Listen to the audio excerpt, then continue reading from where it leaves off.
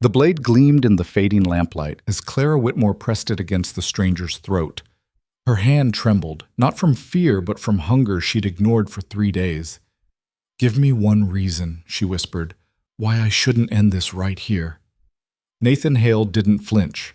His gray eyes held hers with unsettling calm. "Because killing me won't save your family. Marrying me will." The words hung in the frozen air of the Colorado night like a challenge or a trap. Before you find out whether Clara takes the deal that will change everything, hit that like button and drop a comment telling me what city you're watching from. I want to see how far this story travels. Now, let's go back to where it all began. The winter of 1885 came to the Colorado high country like a creditor collecting debts, cold, relentless, and without mercy. Clara Whitmore stood at the window of the cabin her grandfather had built 40 years earlier, watching snow devils dance across the frozen creek. Inside, her father's labored breathing rattled like stones in a tin cup. Each exhale seemed weaker than the last. Clara, her younger sister Margaret, appeared in the doorway, all of 10 years old, holding a bowl with more water than oats. "Papa won't eat." Clara took the bowl without looking away from the window. Beyond the frosted glass, the mountains rose like the walls of a prison, beautiful, indifferent, eternal. Once those peaks had represented freedom to her. Now they were simply the bars that kept her family trapped in a dying settlement called Timber Ridge, where the mine had closed 2 years ago, and most families had already fled to Denver or beyond. "I'll try," Clara said, though she knew it was pointless. Her father wasn't refusing food out of stubbornness. His body was simply done fighting.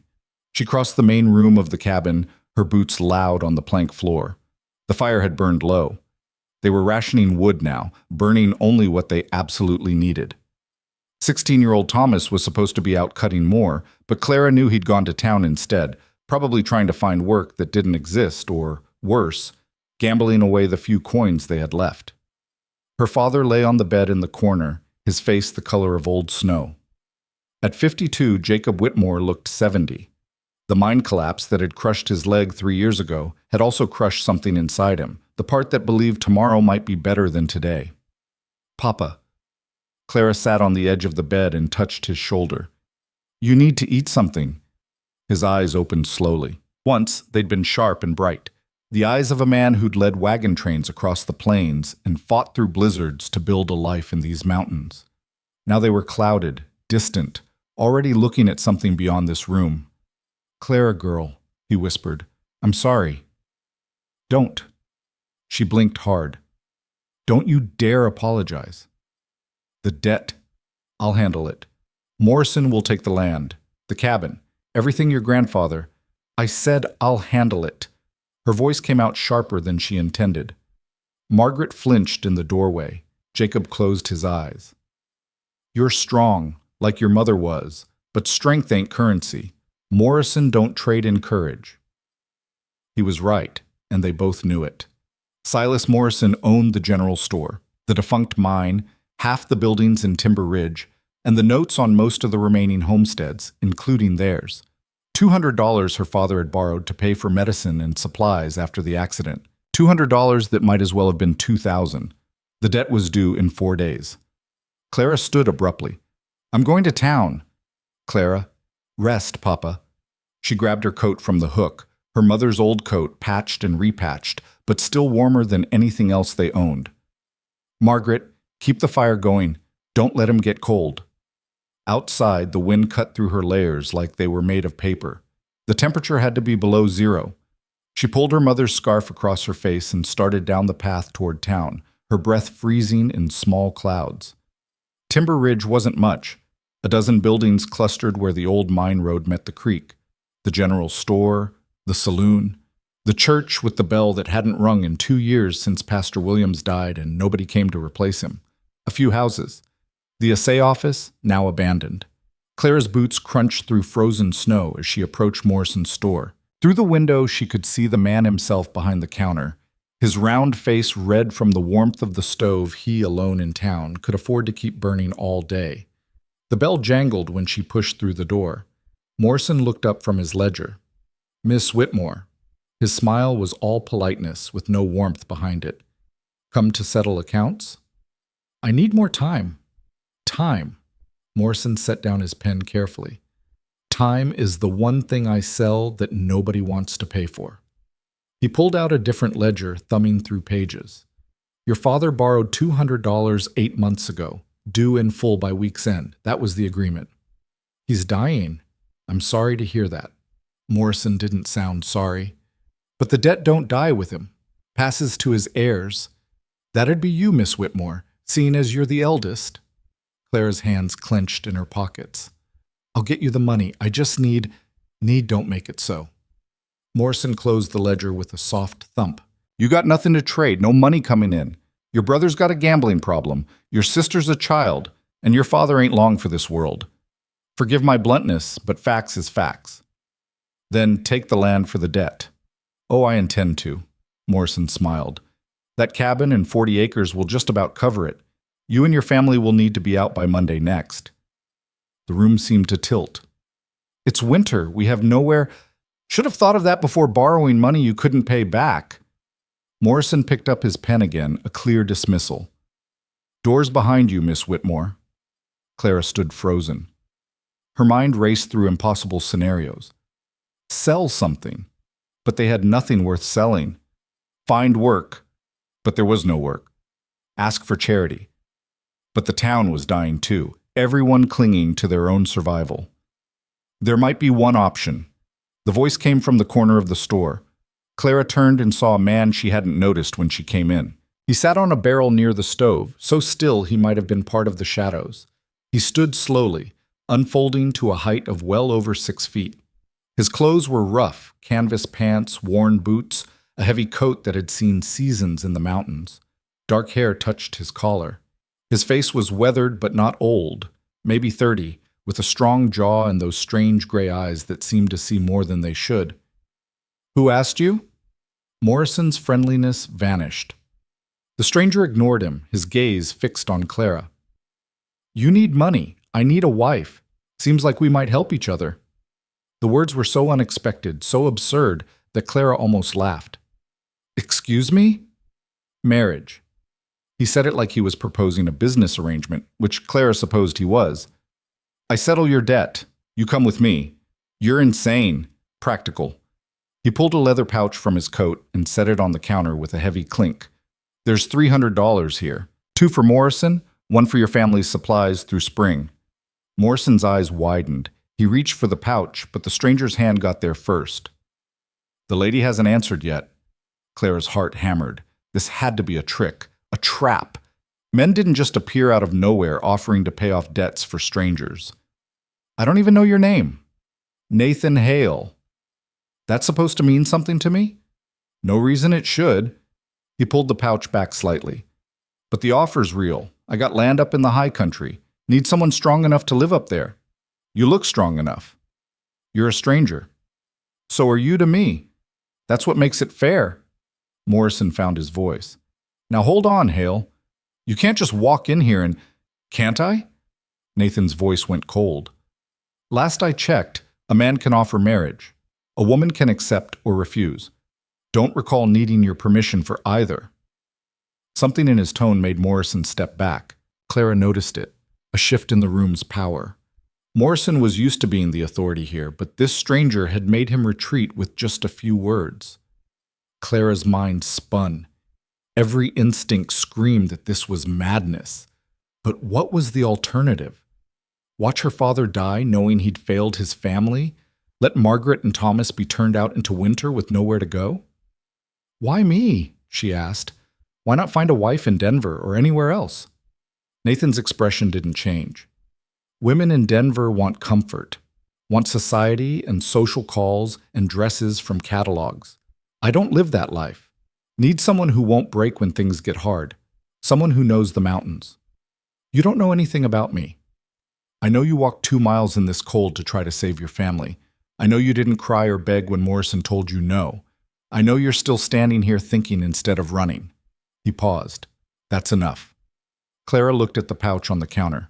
$300. More money than she'd seen in her entire life. Enough to save her father's last days from the terror of homelessness. Enough to give Margaret and Thomas a chance. If I say yes, she said slowly, what exactly are you proposing? Marriage, legal and binding. You come live on my land, help me work it. What kind of work? Timber, hunting, whatever the season requires. And if I say no, Nathan shrugged, then I take my money and you take your chances with Morrison. He pulled the pouch toward himself slightly. But I need an answer now. I'm heading back up the mountain in an hour. Either you're with me or you're not. Clara's breath felt tight in her chest. This was insane. Marrying a stranger, going off into the mountains with a man she'd known for 5 minutes. Everything rational screamed at her to refuse, but rationality was a luxury for people who had options. I need to see my father first, she heard herself say. Tell him, no time for goodbyes, that'll take all day. Nathan's voice was firm, but not cruel. You go back to that cabin. You won't leave it. You'll talk yourself out of the only choice that saves your family. He pushed the pouch across the counter to Morrison. Count it. Morrison's hand shook slightly as he opened the pouch and began counting coins. Nathan turned back to Clara. I got a horse outside. You got 10 minutes to decide if you're riding north with me or staying here to watch everything fall apart. That's not fair. Fair? For the first time, something like emotion crossed his face. Fair is a story people tell children. You want fair, or you want your family to survive winter? Clara closed her eyes, saw her father's clouded gaze, Margaret's thin face, Thomas, angry and lost and gambling away their future because he couldn't see one worth living. She opened her eyes. I want a condition. Nathan raised an eyebrow. Go on. The extra 100. It goes to my family, but I want Morrison to hold it and give it out monthly, $25 at a time, so they can't spend it all at once. Morrison stopped counting. Now see here. Seems reasonable, Nathan interrupted. Morrison, you'll administer the fund, $25 a month to the Whitmore family, starting next week, for 4 months. After that, they're on their own. He looked at Clara. Acceptable? She nodded, not trusting her voice. Then we have an agreement. Nathan extended his hand. Clara stared at it. This was the moment. Once she shook, there was no going back. She thought of her mother, dead these 6 years from pneumonia. What would she say? Would she tell Clara to run, to fight, to take any chance, however desperate, to protect the family? Clara gripped Nathan's hand. His palm was calloused, warm despite the cold. I'll need to write a note for my sister. Make it quick.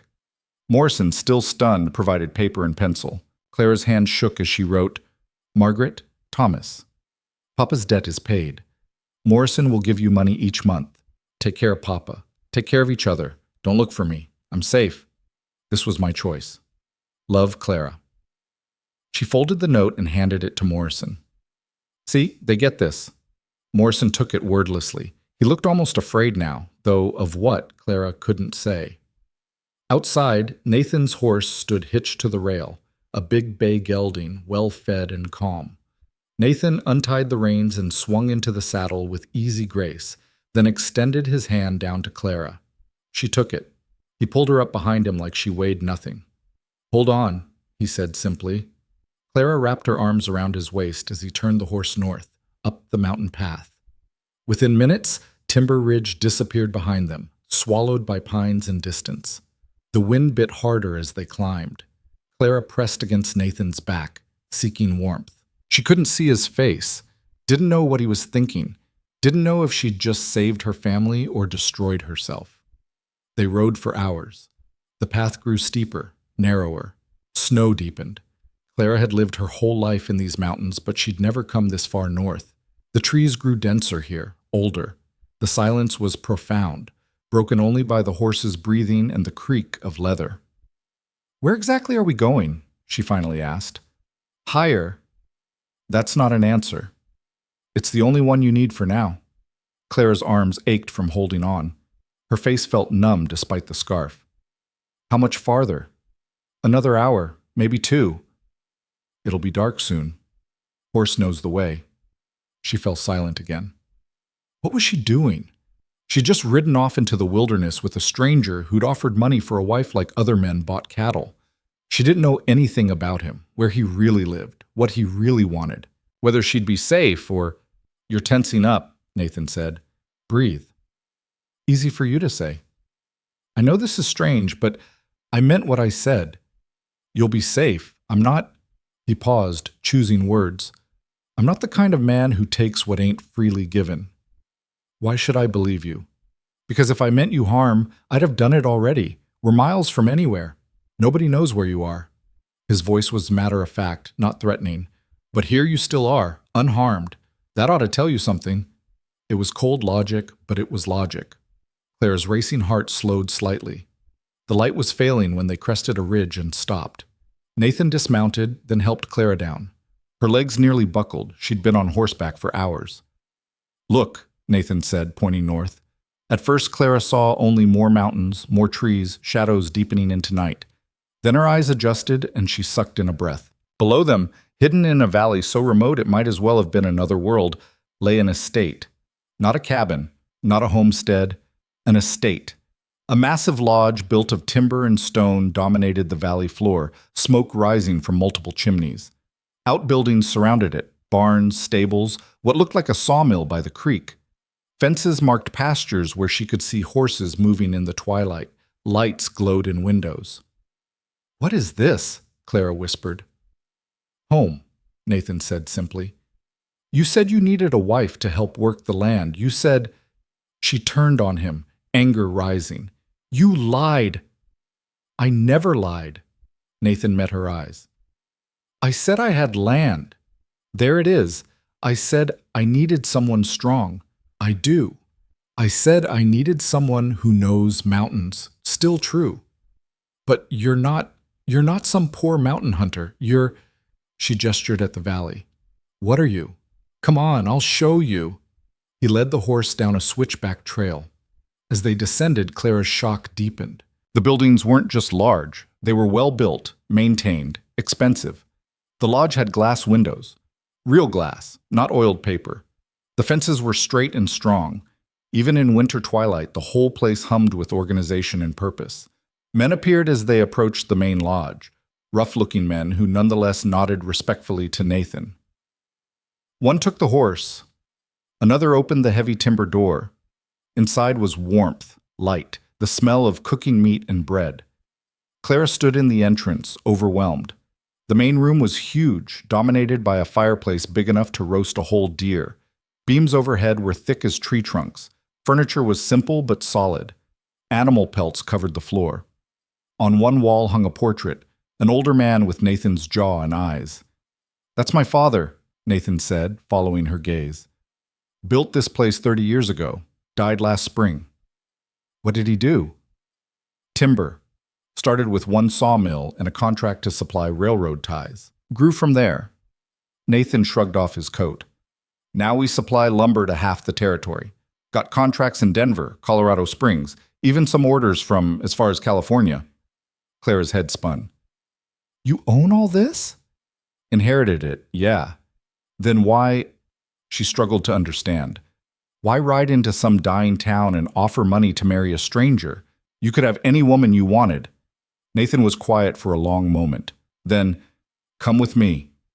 He led her through the lodge to a back room, an office with a heavy desk, shelves of ledgers, maps on the walls.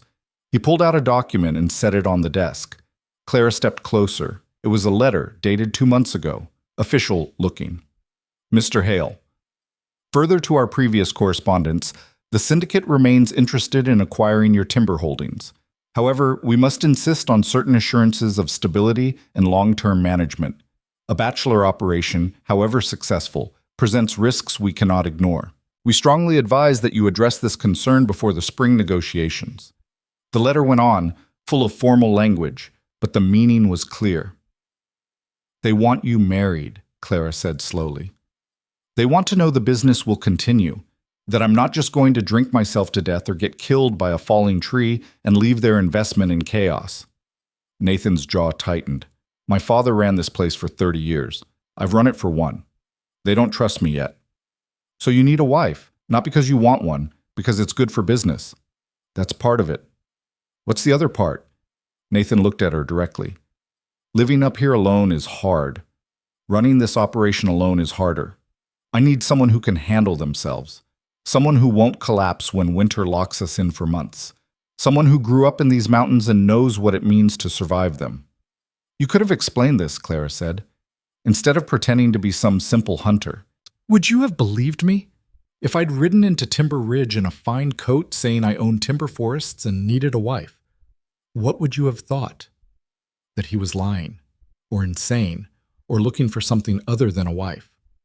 Clara closed her eyes. So this whole thing, the disguise, the dramatic offer, it was all theater?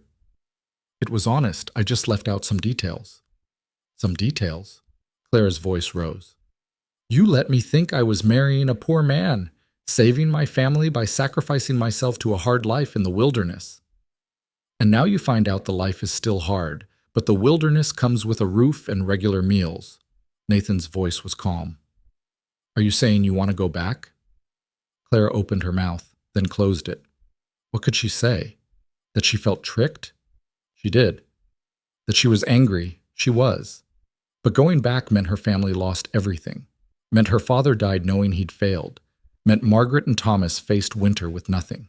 I need air, she finally said. She walked out of the office, through the main room, and pushed open the front door.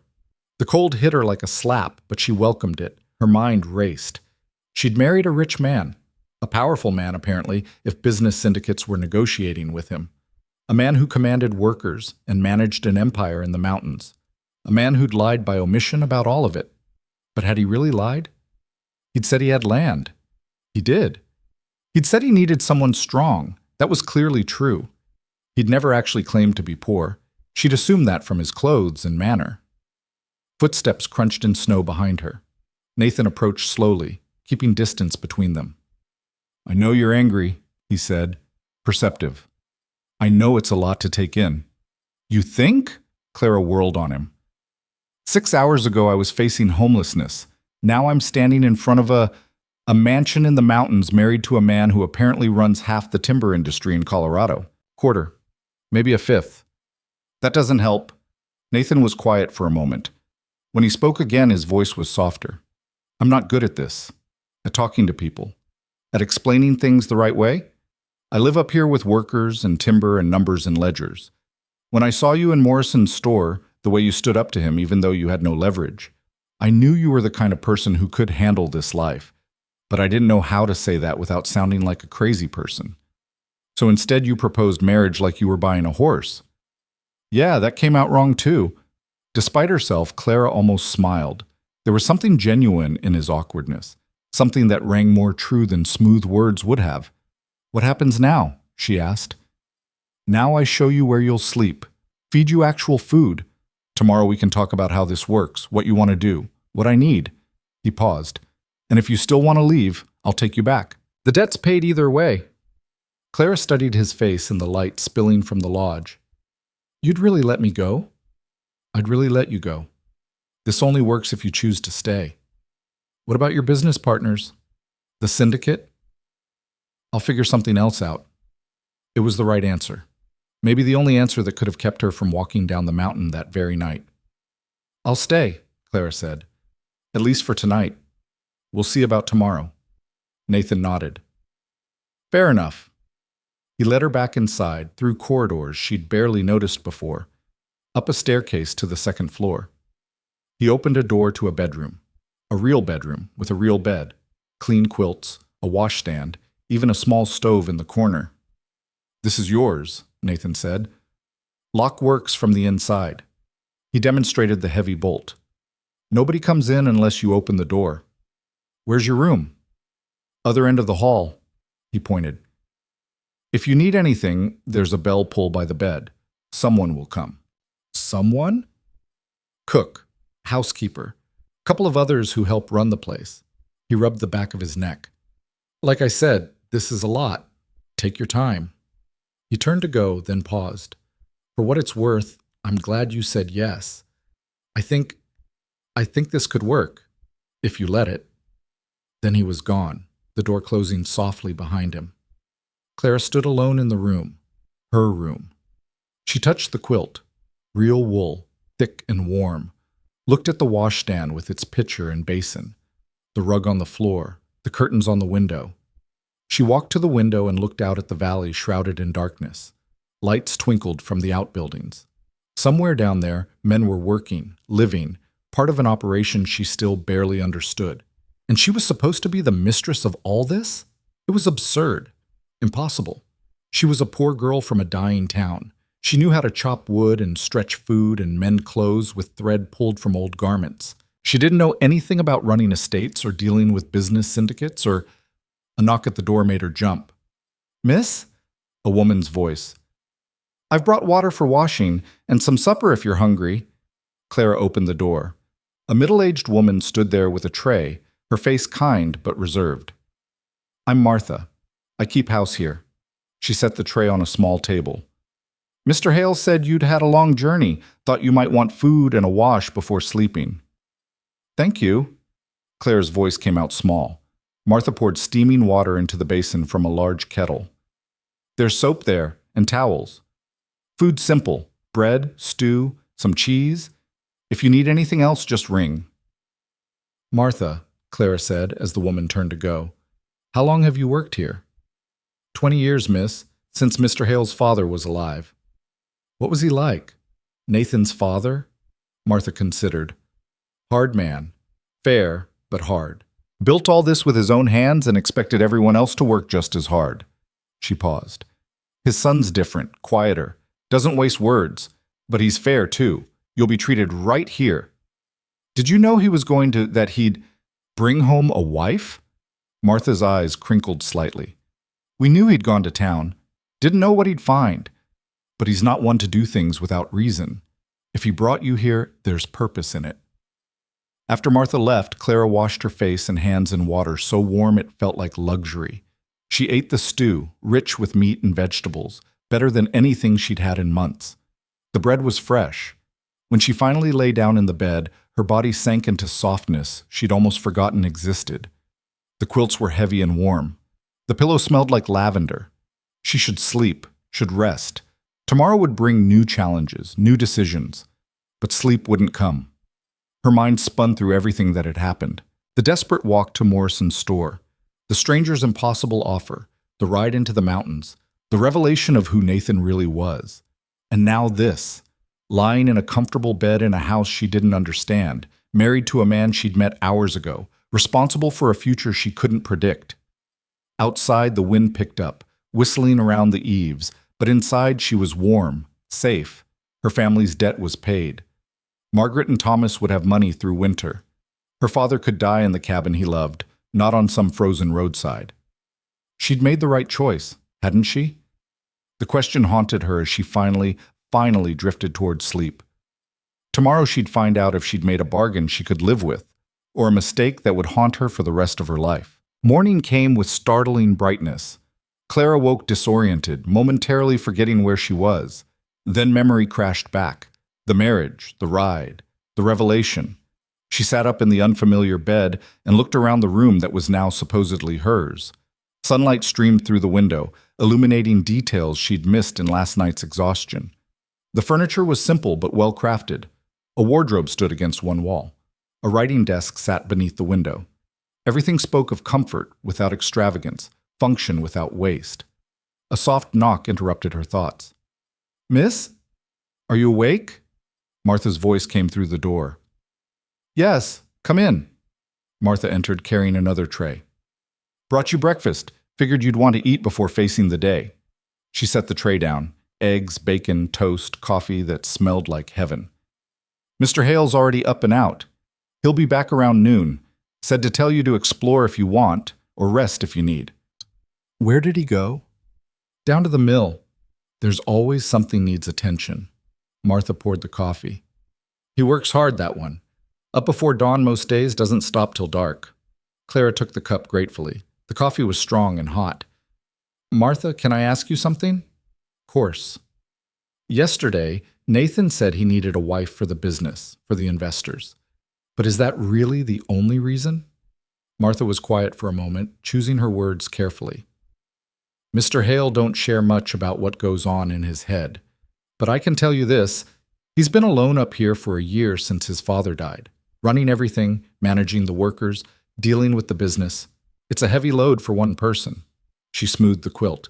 Maybe he needs the wife for the investors.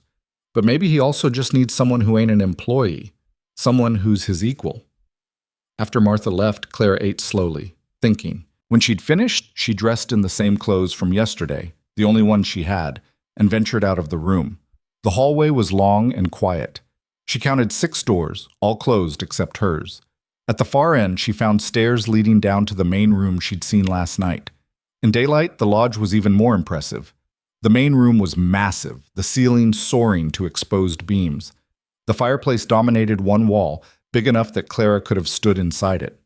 Furniture was arranged in conversation areas, chairs, a sofa, tables. Everything was masculine but not crude. Someone had put thought into making this space livable. She heard voices from somewhere deeper in the house and followed them to a large kitchen. Martha stood at a wide table kneading bread while a younger woman stirred something on the massive cast-iron stove. "Oh!" The younger woman looked up, startled. "You must be Mrs. Hale." The name hit Clara like cold water. Mrs. Hale. That was her now. She barely remembered the ceremony yesterday. Nathan had taken her to a justice of the peace in a small settlement on the way up the mountain. The whole thing had taken maybe 10 minutes. Sign here, repeat these words, done. Legal and binding. "I'm Sarah," the young woman continued. "I help Martha with the cooking and cleaning." "Nice to meet you." Clara felt awkward standing there while they worked. "Is there anything I can do? To help?" Martha and Sarah exchanged glances. "You don't need to do that, miss," Martha said gently. "You're the lady of the house now." "I don't know how to be the lady of a house like this, but I do know how to work." Clara looked around the kitchen. "Put me to use." Martha studied her for a long moment, then smiled. "All right then. You can help Sarah with the vegetables for tonight's stew. Workers eat at 6 sharp. There's about 20 of them this time of year." Clara rolled up her sleeves and joined Sarah at the table. The work was familiar, peeling potatoes, chopping carrots and onions. Her hands knew these tasks. As they worked, Sarah talked, filling the silence with chatter about the lodge, the workers, the rhythm of life in the valley. "Mr. Hale's father was strict," Sarah said, her knife moving quickly through a potato. "Everything had to be just so. Mr. Nathan's different, still expects good work, but he's more," she searched for the word, "human, I guess. Understands when things go wrong, long as you tried your best."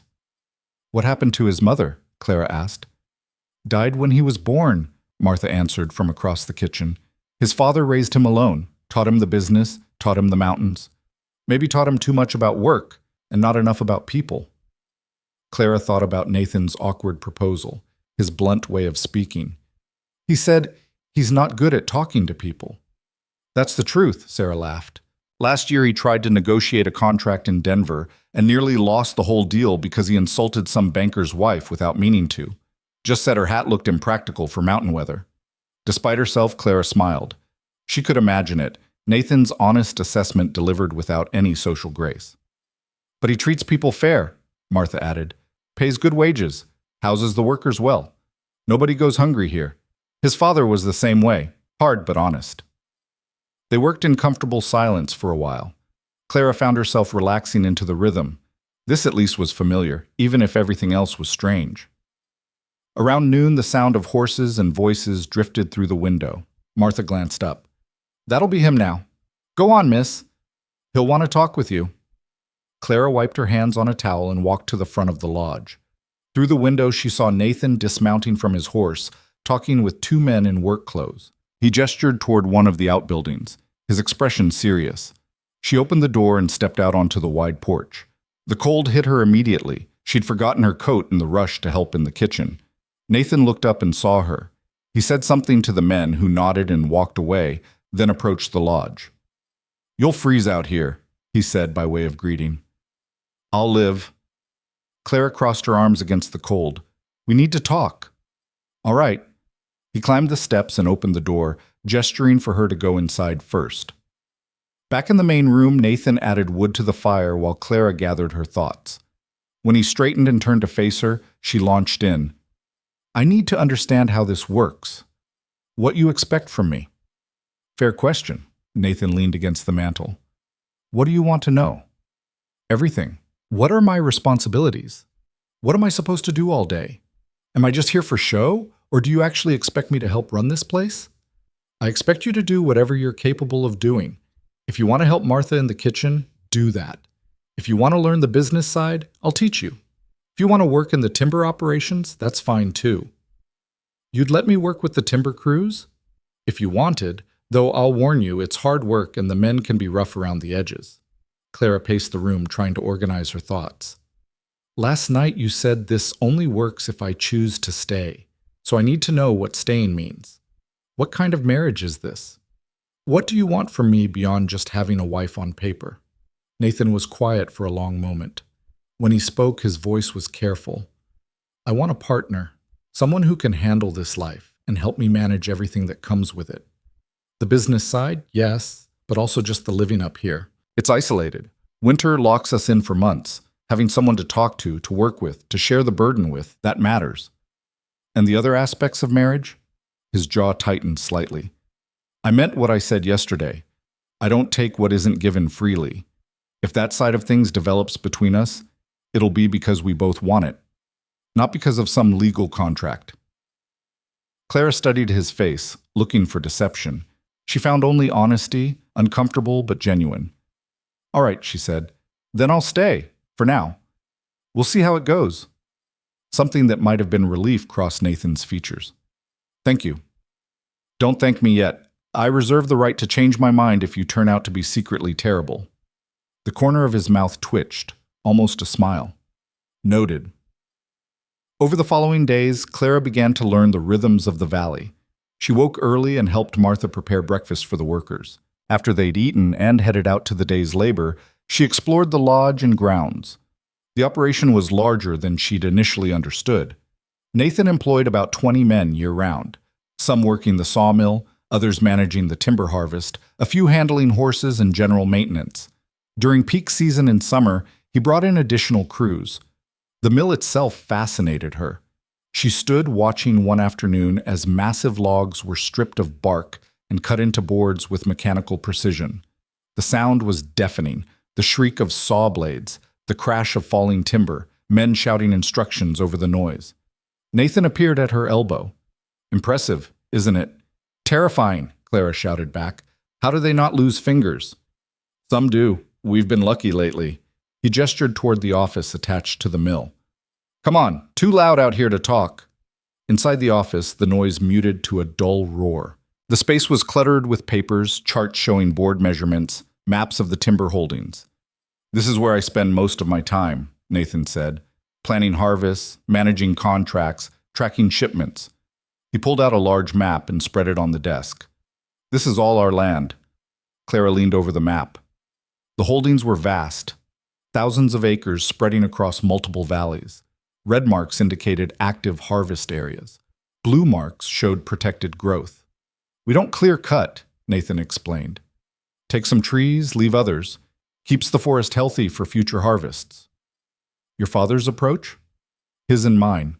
Some of the other timber companies strip everything, move on when there's nothing left. Short-term profit, long-term disaster. His finger traced the map. We're building something that'll last. The syndicate you mentioned, they support this approach? Nathan's expression darkened. They support whatever makes money. Right now, sustainable harvest makes money because we have steady supply. But if they thought clear-cutting would be more profitable, they'd push for it. Would you do it? No. His answer was immediate. This is my land, my forest. I decide how it's managed. Even if it costs you the contracts? Even then. Clara heard the steel in his voice and understood something fundamental about the man she'd married. He was stubborn, principled, not easily swayed by profit or pressure. Show me more, she said. Over the next hour, Nathan walked her through the basics of the operation. How they selected trees for harvest, how they transported logs to the mill, how they processed orders from clients in Denver and beyond. His voice grew more animated as he talked, losing some of its usual guardedness. You actually love this, Clara realized. It's not just business to you. Nathan looked almost embarrassed. My father used to say the forest was the only honest thing in the world. Trees grow or they don't. They're strong or they fall. No politics, no lies, just nature doing what it does. Sounds like a hard man. He was. But he wasn't wrong about the trees. Nathan rolled up the map. Come on, I want to show you something. He led her outside and toward the stables. Inside, a dozen horses nickered in their stalls. Nathan went to one, a pretty sorrel mare with a white blaze. This is Juniper, he said. She's gentle but smart.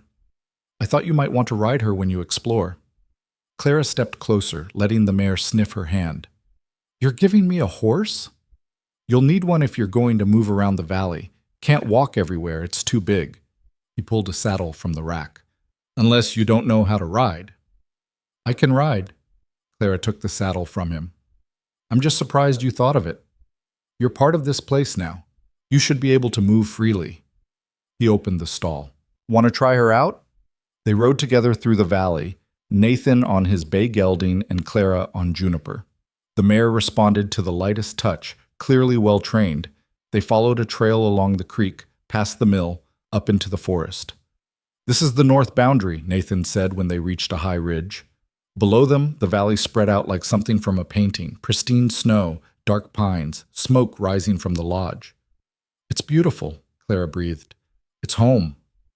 Nathan dismounted and helped Clara down. They stood looking out over the valley. My father brought me up here when I was 10. Said if I could learn to love this place, really love it, then I'd take care of it properly when it was mine. Did you? Love it? Eventually, took some time. He was quiet for a moment. I know you didn't choose this, not really. You chose to save your family, but I hope maybe you can find something here worth staying for beyond just obligation. Clara looked at him, this strange, blunt man who'd upended her life. I don't know yet. Ask me in a few months. Fair enough? They rode back as the sun dropped toward the peaks. That night at dinner, Clara sat at the head of the table opposite Nathan while Martha and Sarah served the workers in a separate dining hall. It felt odd, formal, playing at being the lady of the manor. Tomorrow I need to ride down to one of the harvest camps, Nathan said. 2-day trip. You can come if you want, or stay here. I'll come. The answer surprised even Clara, but she realized she meant it. Sitting in the lodge waiting felt worse than facing whatever challenges the trail held. Nathan nodded. We leave at dawn. They set out the next morning in bitter cold. Nathan led the way on his gelding while Clara followed on Juniper, both horses carrying supplies in saddlebags. The trail climbed higher, winding through dense forest where snow lay thick on the branches. How often do you visit the camps? Clara asked. Once a month in winter? More often in summer when we're running full crews. Nathan guided his horse around a fallen log. The foreman can handle day-to-day operations, but they need to see me, need to know I'm paying attention. They rode in silence for a while. Then Nathan spoke again. Can I ask you something? Go ahead. Why didn't you marry before? Woman like you, strong and capable, seems like plenty of men in Timber Ridge would have been interested. Clara laughed, but there was no humor in it. Men in Timber Ridge wanted wives who'd make them look successful. I came with a dying father, debts, and 2 younger siblings who'd need supporting, not exactly a prize catch. Their loss. She glanced at him, but he was looking straight ahead, his expression unreadable. What about you? She asked. Why didn't you marry before your father died? Seems like that would have made the business transition easier. Tried once? Girl from Denver, daughter of one of my father's business associates. Pretty, educated, everything proper. His jaw tightened. Brought her up here for a visit. She lasted 3 days before she demanded to be taken back to town. Said she wouldn't live in the middle of nowhere with trees and workers and no society. So you gave up? Decided if I was going to marry, it needed to be someone who understood this life. Someone who wouldn't break when winter came or when things got hard. He glanced at her. Someone from the mountains. They reached the harvest camp by late afternoon. It was a rough collection of tents and temporary shelters clustered around a central fire pit. Men looked up as they rode in, surprise crossing their faces when they saw Clara. The foreman, a thick-shouldered man named Garrett with a graying beard, approached as they dismounted.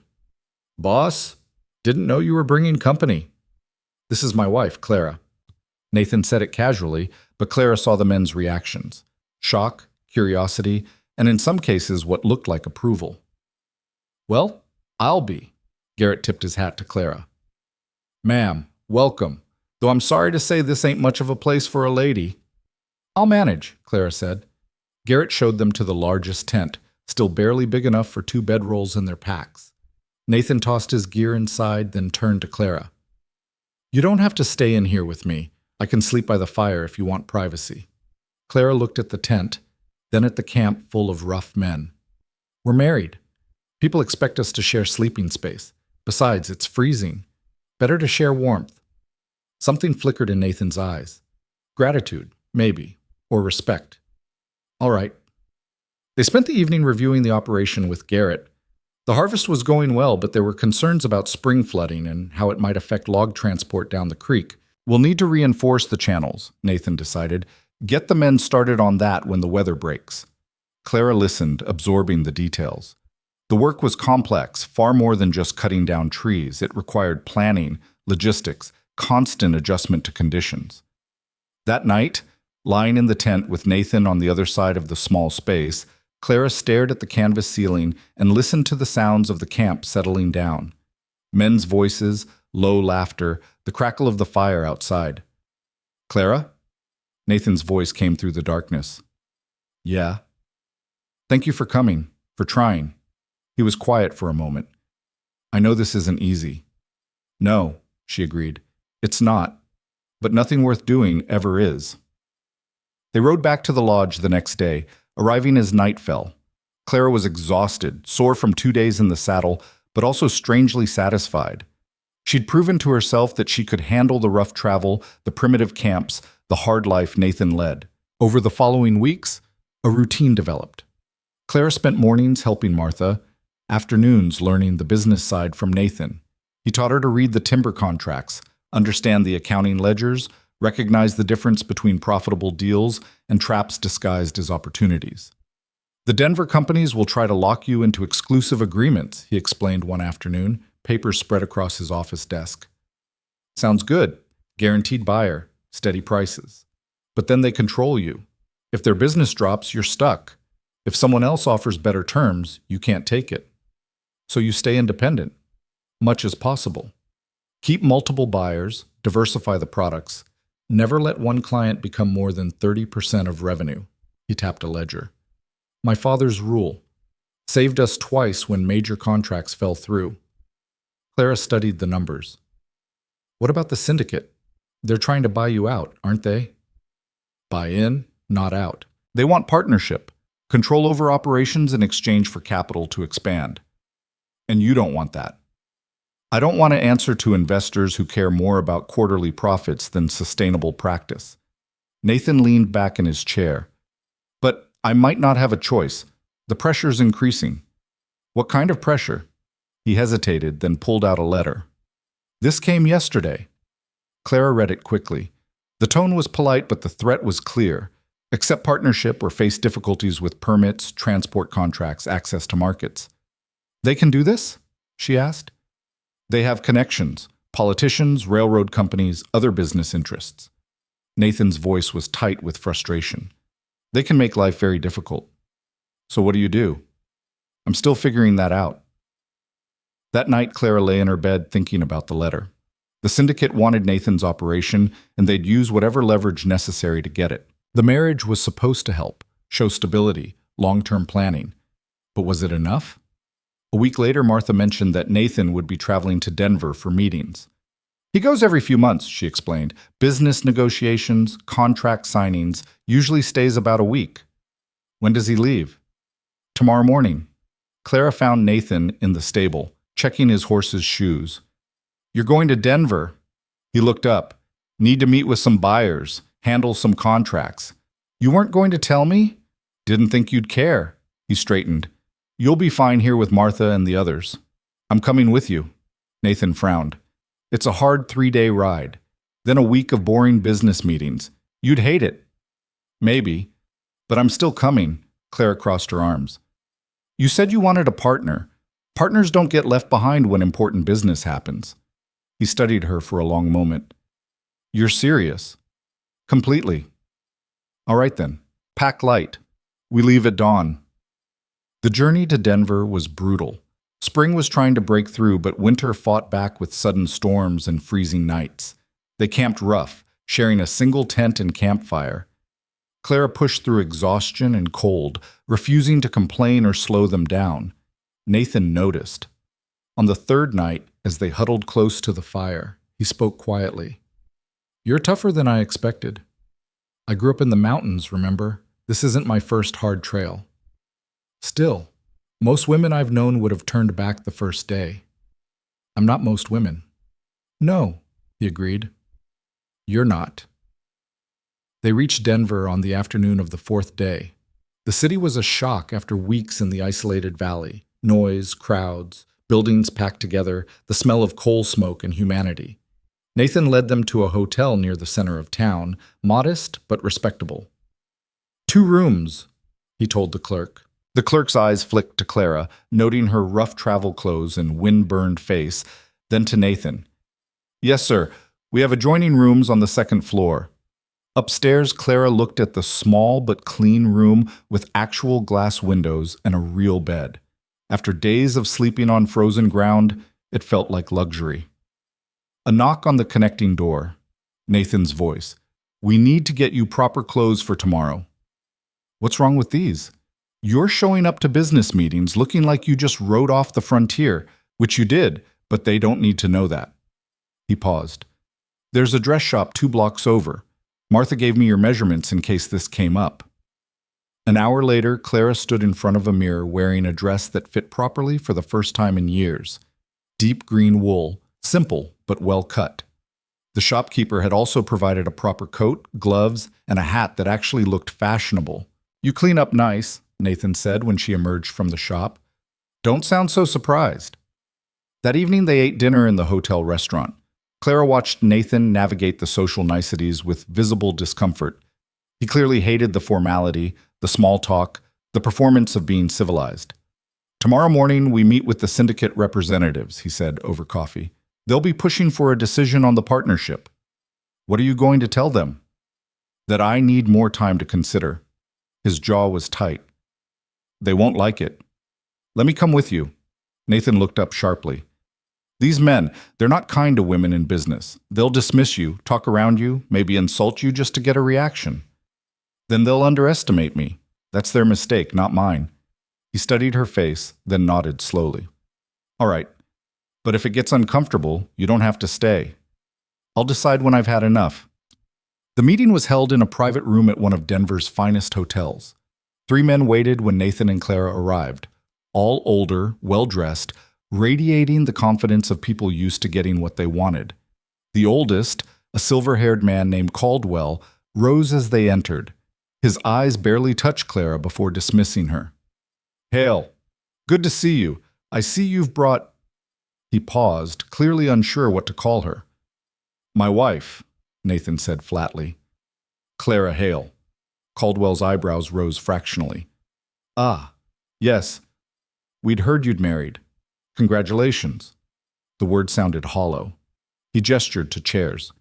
"Please, sit. We have much to discuss." Clara sat beside Nathan, keeping her expression neutral. The other 2 men, Thompson and Reed, barely acknowledged her presence. Caldwell opened a leather folder. "We've prepared a revised offer, much more generous than our previous proposal. Full partnership with a guaranteed management position for you, Hale. The syndicate would provide capital for expansion, access to our railroad contracts, and connections to Eastern markets." "In exchange for controlling interest," Nathan said. "Majority partnership, yes, 51%. But you'd retain operational control." "Until you decided otherwise," Caldwell smiled thinly. "We're reasonable men, Hale. We understand the value of experienced management, but we also need assurances that the operation is stable, well-run, positioned for growth." "My operation is perfectly stable." "Is it?" Thompson leaned forward. "Your father ran things for 30 years. You've been at it for barely 1. How do we know you won't make decisions that damage our investment?" "Because it's my land, my family's legacy. I have more invested in its success than you ever will." Reed spoke for the first time. That's the problem, though, isn't it? It's personal for you. Business should never be personal. Everything about that forest is personal, Nathan shot back. The conversation deteriorated from there. Caldwell pressed for immediate decision. Nathan refused. Thompson implied that refusing would have consequences. Nathan stood his ground. Clara watched it all, saying nothing. But she was learning, watching how these men operated, what leverage they tried to use, where Nathan was strong and where he might be vulnerable. Finally, Caldwell sat back with visible frustration. We're trying to help you, Hale. The territory is changing. Independent operators are dying out. You need partners who can help you navigate what's coming. Or, Nathan's voice was cold, or you'll find it increasingly difficult to operate. Permits delayed, transport contracts canceled, markets closed. Caldwell spread his hands. We'd hate to see that happen, but business is business. Threats, then. Reality. Caldwell stood. Think about our offer. You have until the territorial legislature meets next month. After that, certain opportunities close permanently. The meeting broke up. Nathan and Clara left without another word.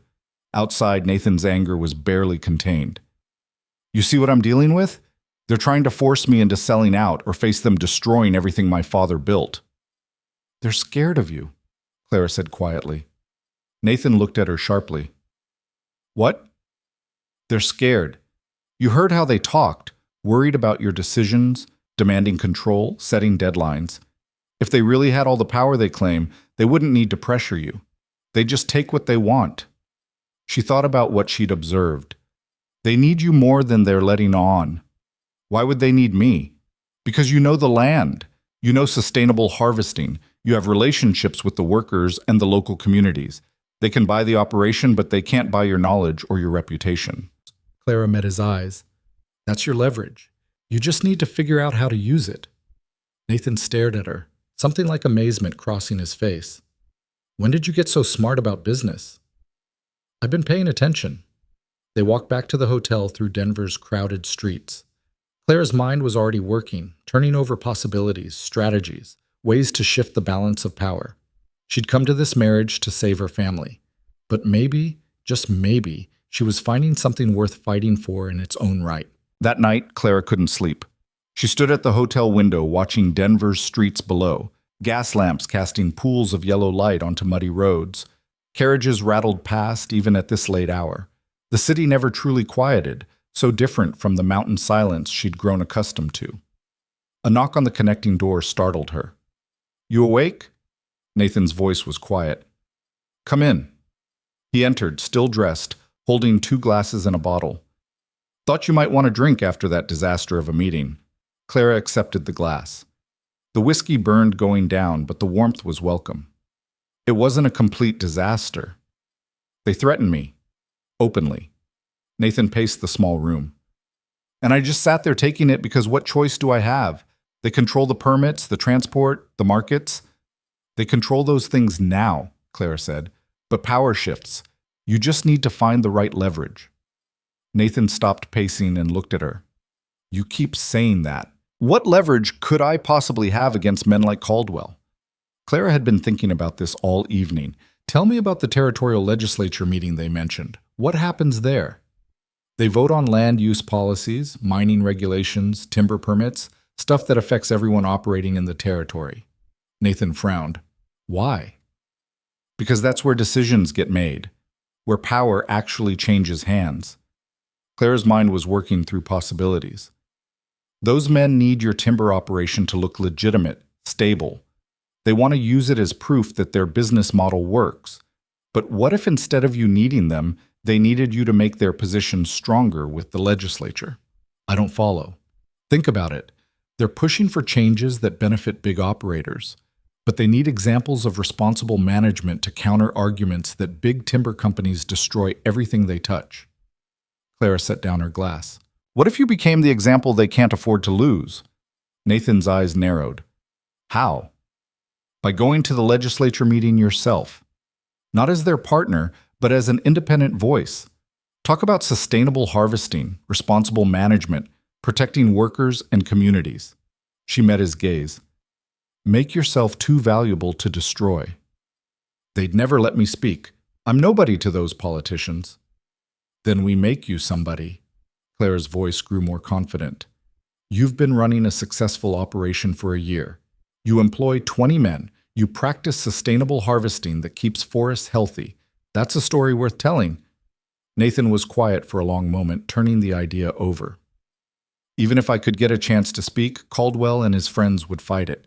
They have money, connections, power. And you have something they don't.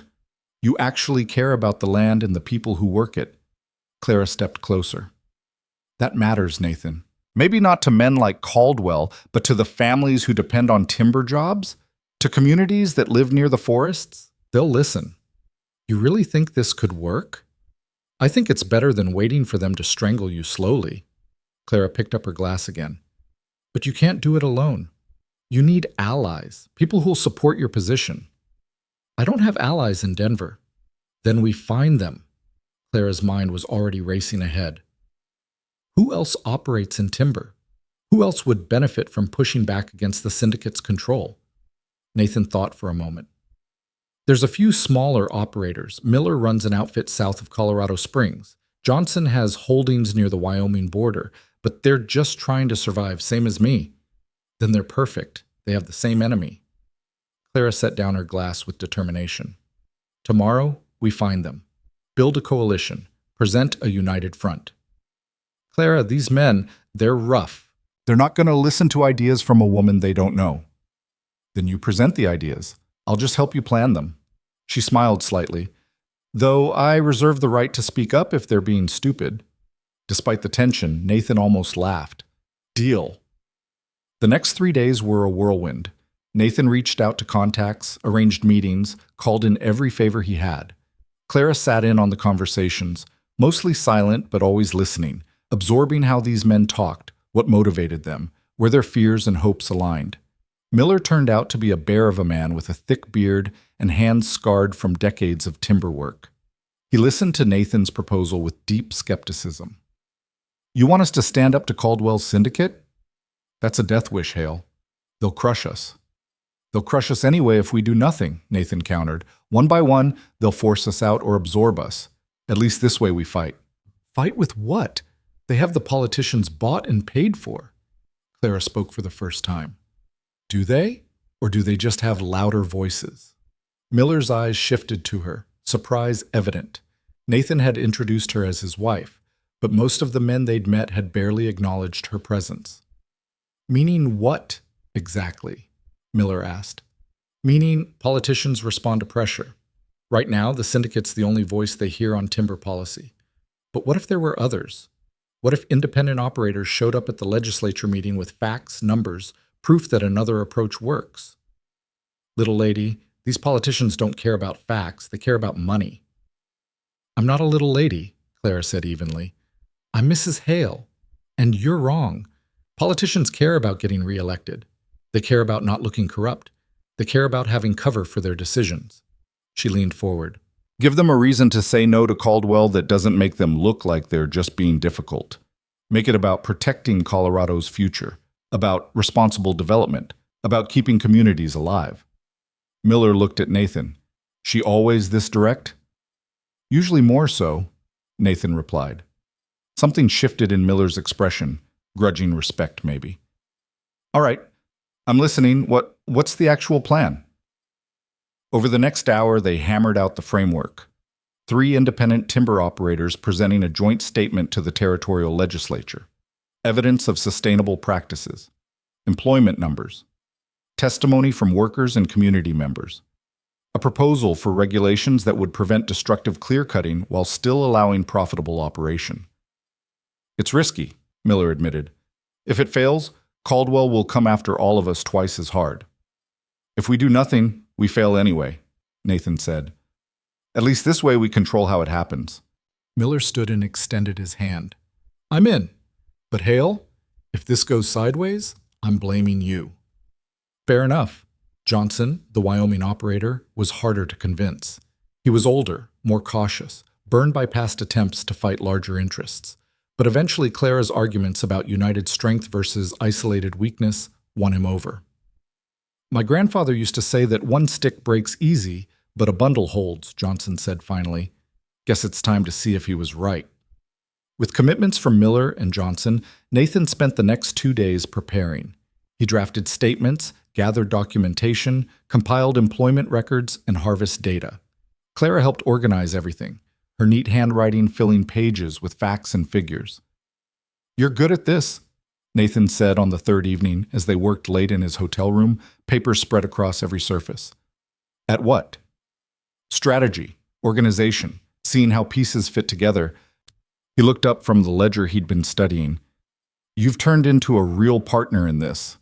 Clara felt warmth spread through her chest at the words. "I told you I wanted to be useful." "You're more than useful, you're—" He stopped, seeming to struggle for words. "I couldn't do this without you." The moment hung between them, charged with something Clara couldn't quite name.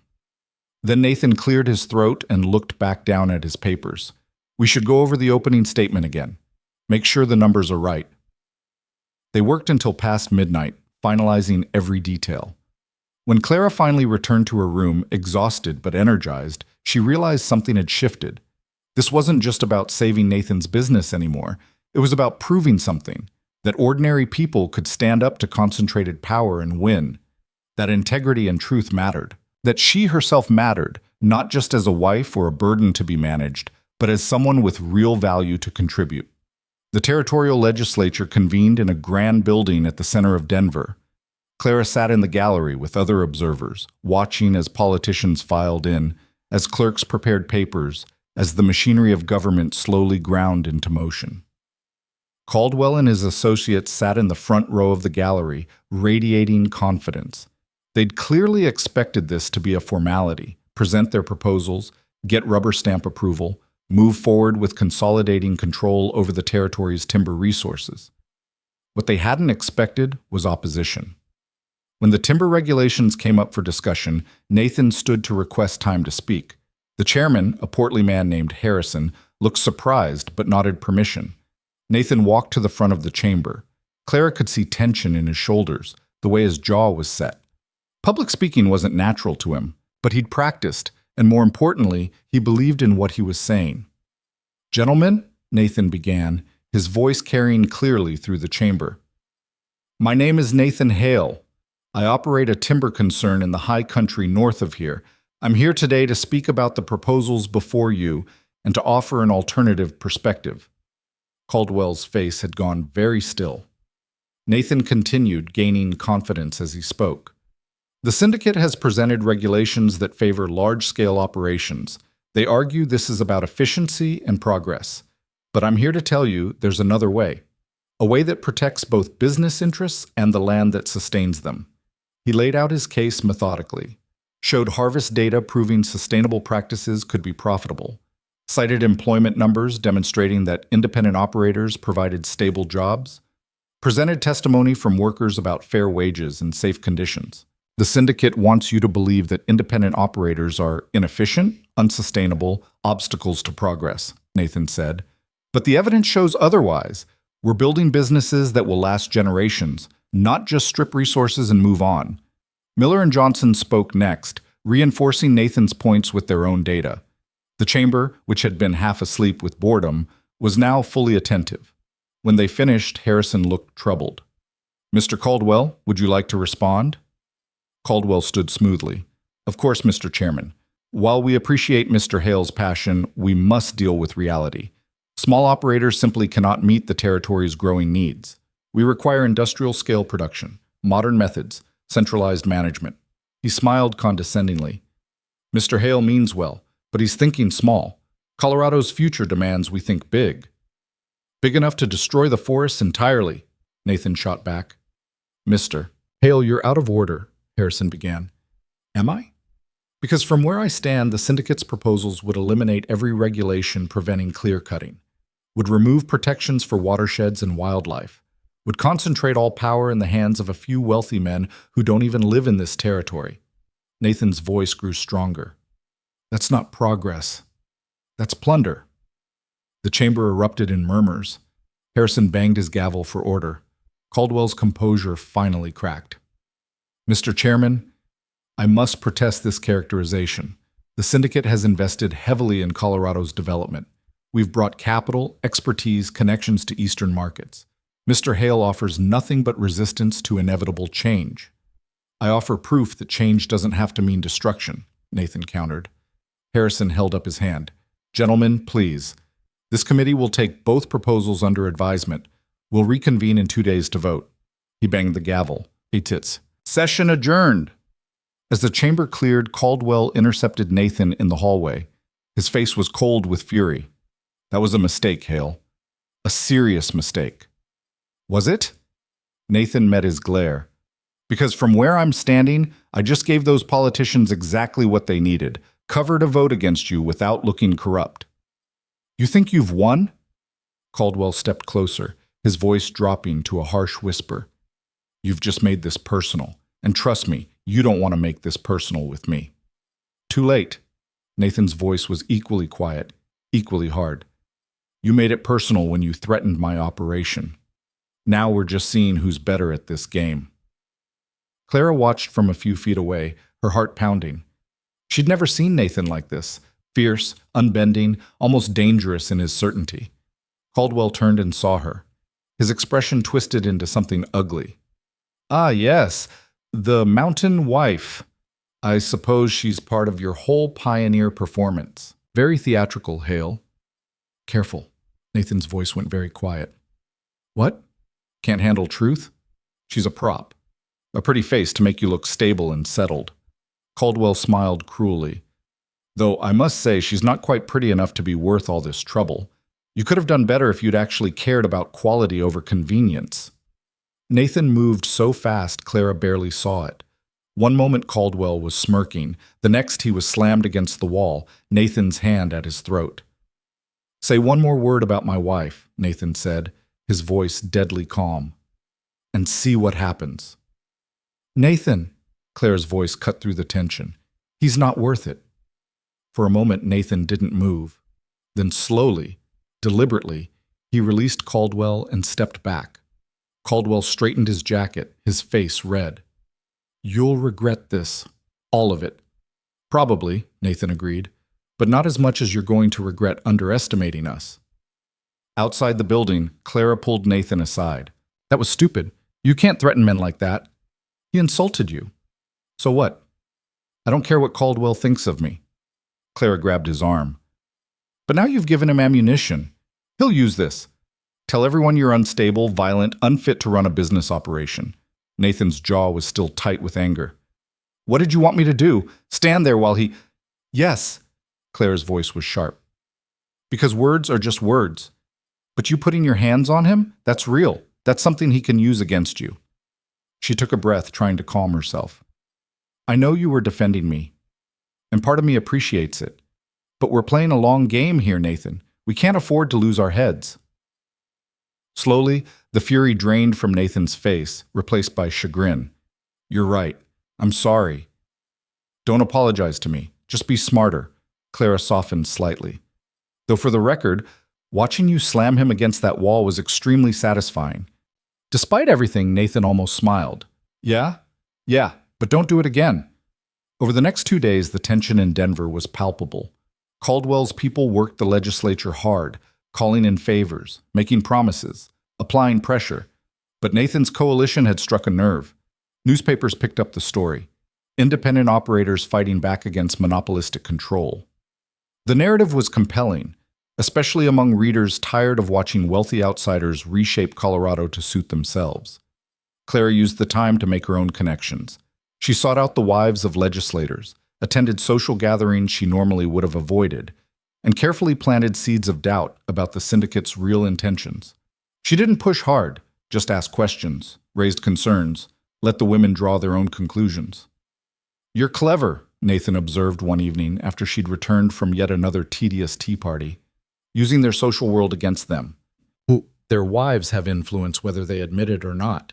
Planting doubt there spreads to the men making decisions. Clara pulled off her gloves, tired of the performance of being a proper society lady. Though honestly, I prefer working with you in the office. At least there I can speak my mind. Can't you speak your mind at these gatherings?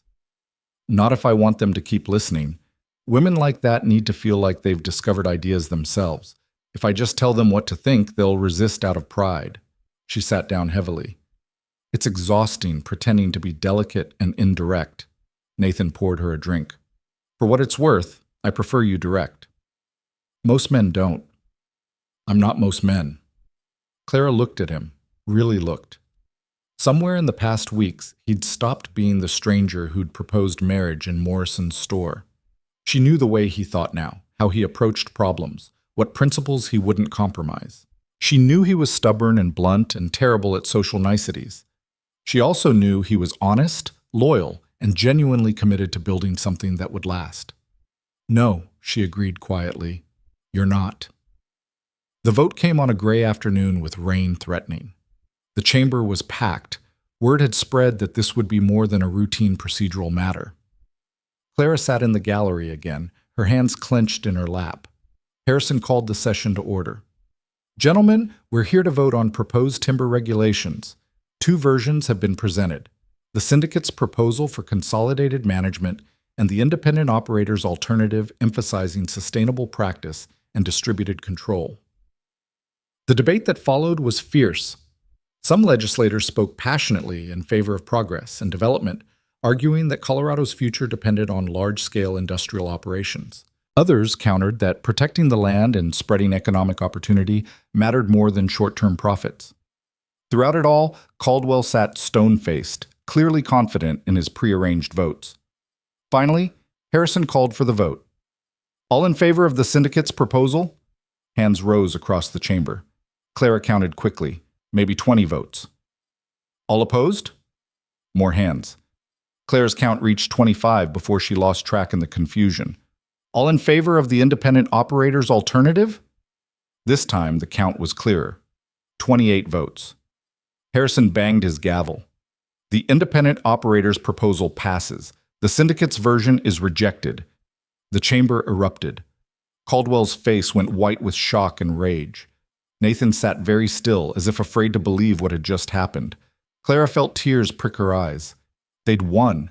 Against all odds, against money and power and entrenched interests, they'd actually won. Outside, reporters swarmed Nathan. He gave brief statements, deflecting credit to Miller and Johnson, emphasizing the importance of protecting Colorado's natural resources for future generations. He was awkward and stiff, but his sincerity came through. When they finally escaped back to the hotel, Nathan pulled Clara into his room and closed the door.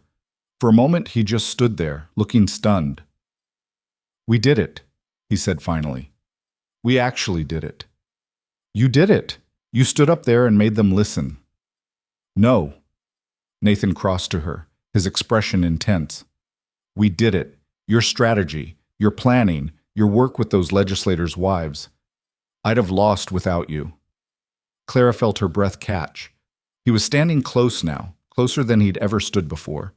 She could see flecks of gold in his gray eyes, the line of his jaw, the sincerity in his expression. Nathan, he kissed her. It was tentative at first, almost questioning.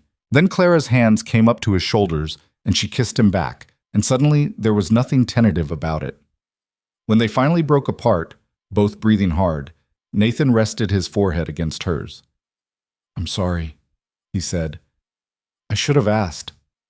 Shut up, Clara said, and kissed him again. This time there was no hesitation. His arms went around her, pulling her close. She responded with equal intensity, months of tension and partnership and growing respect finally finding expression. When they broke apart again, Clara was shaking slightly. Well, she said, her voice unsteady, that was unexpected. Was it? Nathan's thumb traced her cheek. Because I've been thinking about it for weeks. Have you? Since you stood up to those timber workers and made them respect you, since you sat through boring business meetings and asked questions that made me rethink everything, since you took on Caldwell's people at tea parties and won without them even realizing they'd lost. His voice was rough. You're extraordinary, Clara. I know this started as a business arrangement, but it's not that anymore, not for me. Clara's heart hammered. What is it then? I don't know yet, but I want to find out. He paused. If you do. Clara thought about the question, thought about the man standing in front of her, stubborn, honorable, surprisingly gentle beneath his rough exterior. Thought about the life they were building together in the mountains. Thought about how somewhere along the way, obligation had transformed into something far more complex. "I want to find out too," she said quietly. Nathan's smile was like sunrise breaking over the peaks. He kissed her again, slower this time, savoring it. Outside, rain began to fall on Denver's streets, but inside, warmth spread through Clara's chest. The warmth of possibility, of a future that might hold more than she'd ever imagined. They'd won the battle today, but more than that, they'd won something Clara hadn't dared hope for. They'd won each other. The victory celebration was short-lived. 3 days after the legislature vote, while Clara and Nathan were preparing to leave Denver, a messenger arrived at their hotel with an official-looking envelope. Nathan opened it, and his face went dark. "What is it?" Clara asked. He handed her the document without a word. It was a legal filing, dense with terminology Clara barely understood, but the intent was clear enough. Caldwell's syndicate was challenging the validity of Nathan's marriage. Clara read through it twice, disbelief turning to anger. "They're claiming our marriage is fraudulent? A sham arranged solely to satisfy business requirements? They're claiming you married me under false pretenses, that I misrepresented my financial situation and coerced you into the arrangement." Nathan's voice was tight. "If they can prove the marriage isn't legitimate, they argue I didn't meet the stability requirements their contracts demand. That's insane. We are married, legally. But they're arguing the intent was deceptive, that it's a business arrangement masquerading as a real marriage." He sat down heavily. "They're smart. This isn't about winning, it's about creating enough doubt to undermine everything we just accomplished." Clara's hands clenched around the paper. "So what do we do?" "I don't know yet." Nathan rubbed his face. "I need to talk to a lawyer, see if there's any legal standing to this." The lawyer they consulted was a sharp-eyed woman named Eleanor Marsh, who practiced from a small office near the courthouse. She read through the filing with increasing interest. "It's creative," she admitted. "Unusual, but not completely without precedent. There have been cases where marriages were annulled due to fraudulent intent." "Our marriage wasn't fraudulent," Clara said firmly. "The question isn't what you know, it's what you can prove." Marsh set down the papers. "They'll argue that Mr. Hale approached you with a business proposition, not a genuine offer of marriage, that you accepted out of financial desperation, that the whole arrangement was designed to satisfy external requirements rather than any real desire to build a life together." "Half of marriages in this territory start for practical reasons," Nathan objected. "True, but most don't involve one party being a wealthy timber baron and the other being a penniless girl from a dying town." Marsh's tone was matter-of-fact. "The disparity makes it look transactional." "It was transactional," Clara said quietly. "At the beginning." Nathan looked at her sharply, but she continued. "He offered to pay my family's debts in exchange for marriage. I accepted because I had no other choice. Those are the facts." She met Marsh's eyes. "But that's not the whole story." "Then what is the whole story?"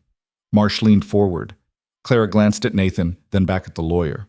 "The whole story is that we've built something real. Maybe it didn't start conventional, but it's grown into a genuine partnership. We work together, plan together, fight together. That's not fraud, that's marriage." Marsh was quiet for a moment. "Can you prove that? To a judge who's predisposed to be skeptical?" "How do we prove what we feel?"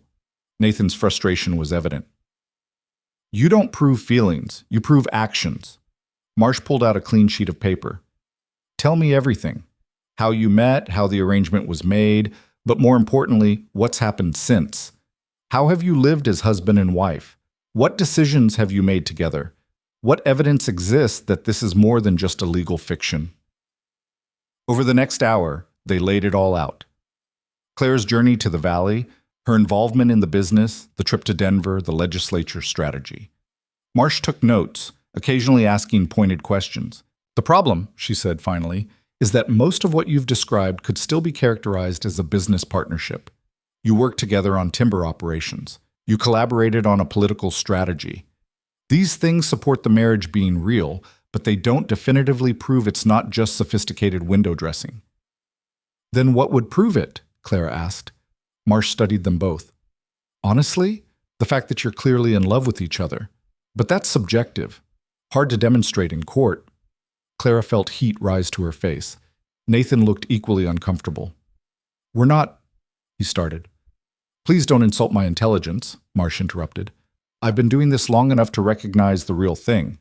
The question is whether we can make a judge see it too. She tapped her pen against the desk. They've requested a hearing in 2 weeks. That's when both sides present evidence and the judge decides whether to proceed with annulment proceedings. Can we win? Nathan asked. Honestly, I don't know. Depends on the judge how well Caldwell's lawyers present their case, whether they have any actual evidence beyond circumstantial speculation. Marsh looked at them seriously. But I'll tell you this. If you want to fight this, you need to be prepared for it to get ugly.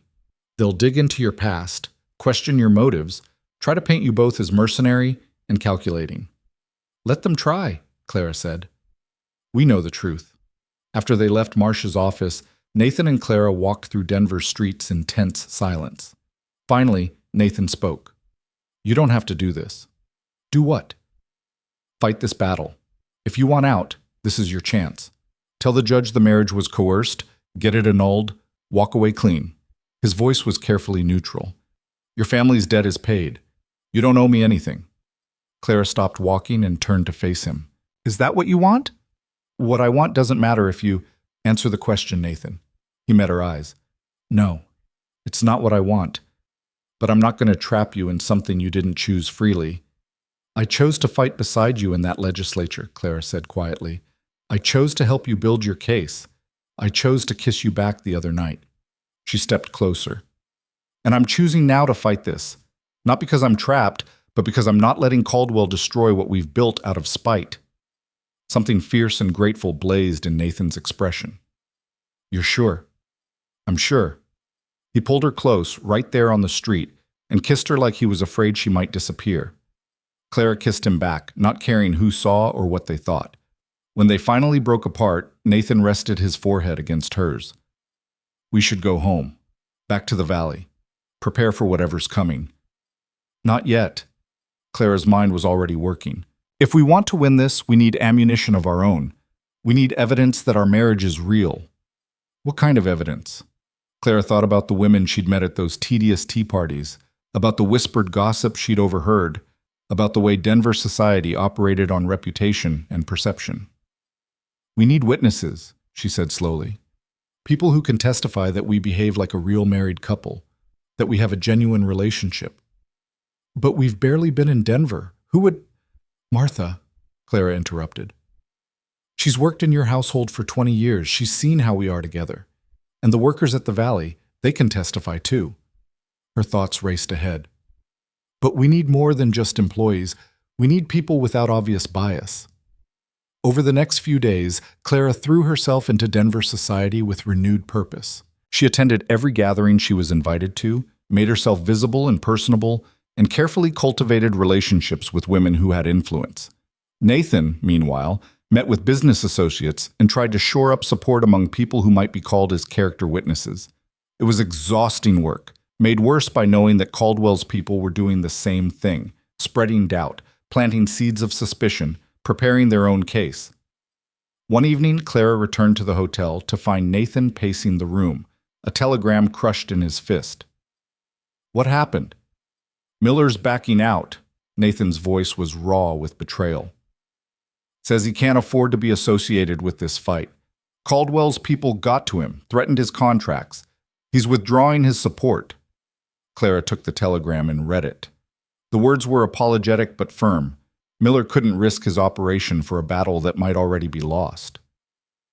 What about Johnson? Haven't heard from him, but I'm guessing it's the same story. Nathan slumped into a chair. They're isolating us, taking away anyone who might support our position. Clara sat down across from him. Then we fight with what we have, ourselves, the truth, the evidence that we can provide. It might not be enough. It has to be enough. Clara reached across and took his hand. Because the alternative is letting them win, letting Caldwell destroy you out of pure vindictiveness. And I won't accept that. Nathan's fingers tightened around hers. Why are you doing this? Really? You could walk away, start fresh somewhere. Why tie yourself to a fight that might ruin both of us? Clara looked at their joined hands, thinking about how to put complicated feelings into simple words. When I married you, it was the most desperate moment of my life. I was terrified and furious and convinced I was making a terrible mistake. She met his eyes. But somewhere along the way, it stopped being a mistake. It became the best decision I ever made. Clara, I'm not finished. She squeezed his hand. You gave me purpose when I thought I had none. You treated me like an equal when most men would have treated me like property. You listened to my ideas and valued my contributions and made me believe I was worth something beyond just survival. Her voice grew stronger. So yes, I'm fighting, not because I'm trapped, but because I choose you. I choose us, and I'll be damned if I let Caldwell take that away. Nathan pulled her out of her chair and into his arms, holding her so tightly she could barely breathe. I don't deserve you. Probably not, Clara agreed, her voice muffled against his shoulder. But you're stuck with me anyway. That night, for the first time, Clara didn't sleep in her separate room. She stayed with Nathan, and they talked until dawn about everything, their fears, their hopes, what they'd do if they lost, what they'd build if they won. It was intimate in a way that had nothing to do with physical closeness and everything to do with trust. The hearing arrived with brutal swiftness. Clara dressed carefully that morning in her best dress, the green wool that Nathan had bought for her. She wanted to look respectable, dignified, like someone who belonged in a courtroom rather than a defendant in a fraud case. The courtroom was smaller than she'd expected, wood-paneled and austere. The judge was a severe-looking man named Blackwood, with steel-gray hair and no discernible sense of humor. Caldwell's lawyers were a team of 3 polished men in expensive suits who radiated confidence. Eleanor Marsh sat at their table alone, her simple dark dress and plain manner a stark contrast to the opposition's flash. But Clara had learned not to underestimate people based on appearances. Judge Blackwood called the hearing to order. We're here to determine whether there's sufficient evidence to proceed with annulment proceedings regarding the marriage of Nathan Hale and Clara Whitmore Hale. Mr. Sterling, you're representing the petitioners? The lead lawyer for Caldwell's syndicate stood. Yes, Your Honor. We'll demonstrate that this marriage was contracted under false and fraudulent pretenses with the intent to deceive business associates and manipulate contractual obligations. That's a serious allegation. I hope you have evidence to support it. We do, Your Honor. Sterling opened his file. We'll show that Mr. Hale deliberately misrepresented his circumstances when proposing marriage, that Mrs. Hale accepted under financial duress, and that the entire arrangement was designed to create an illusion of stability that doesn't actually exist. Over the next hour, Sterling laid out their case with devastating efficiency. He presented evidence of Clara's family's debts, testimony from Morrison about the payment Nathan had made, documentation of the timing, how quickly the marriage had occurred, how it coincided with syndicate negotiations. He even called a witness, a woman from Timber Ridge named Mrs. Fletcher, who testified that Clara had been desperate, that everyone in town knew the Whitmore family was destitute. And when Mr. Hale arrived with his offer, Sterling prompted, what was the general opinion? That Clara had sold herself, Mrs. Fletcher said primly. We all thought it was shameful, but understandable given her circumstances. Clara felt the words like physical blows. Nathan's hand found hers under the table and squeezed. When it was Marsh's turn to cross-examine, she stood slowly. Mrs. Fletcher, you say the town thought Clara sold herself, but you also testified that her family was facing homelessness, correct? Yes. So a young woman did what she had to do to protect her family. Is that shameful, or is that survival? Well, and you've described the arrangement as mercenary, but isn't that how most frontier marriages begin? 2 people with complementary needs finding mutual benefit? Mrs. Fletcher looked flustered. Perhaps, but no further questions. Marsh sat down. Sterling called 2 more witnesses, business associates who testified about the syndicate's marriage requirements, painting a picture of Nathan scrambling to meet their demands. It all sounded damning when presented that way. Finally, it was Marsh's turn to present their defense. Your Honor, the petitioners have painted a picture of cold calculation, but they've left out the most important part, what happened after the marriage. May I call my first witness? Proceed. Marsh called Martha to the stand. The housekeeper looked nervous but determined as she swore her oath. Mrs. Thompson, you've worked in the Hale household for how long? 20 years, ma'am. So you knew Nathan Hale's father? Yes, worked for him since I was young. And you've observed both Mr. Hale Sr. and Mr. Hale Jr. as employers. How would you characterize them? Martha thought carefully. Both were fair men, hard workers, expected the same from others, but the younger Mr. Hale is kinder, more understanding. When he brought Mrs. Hale to the valley, what did you observe?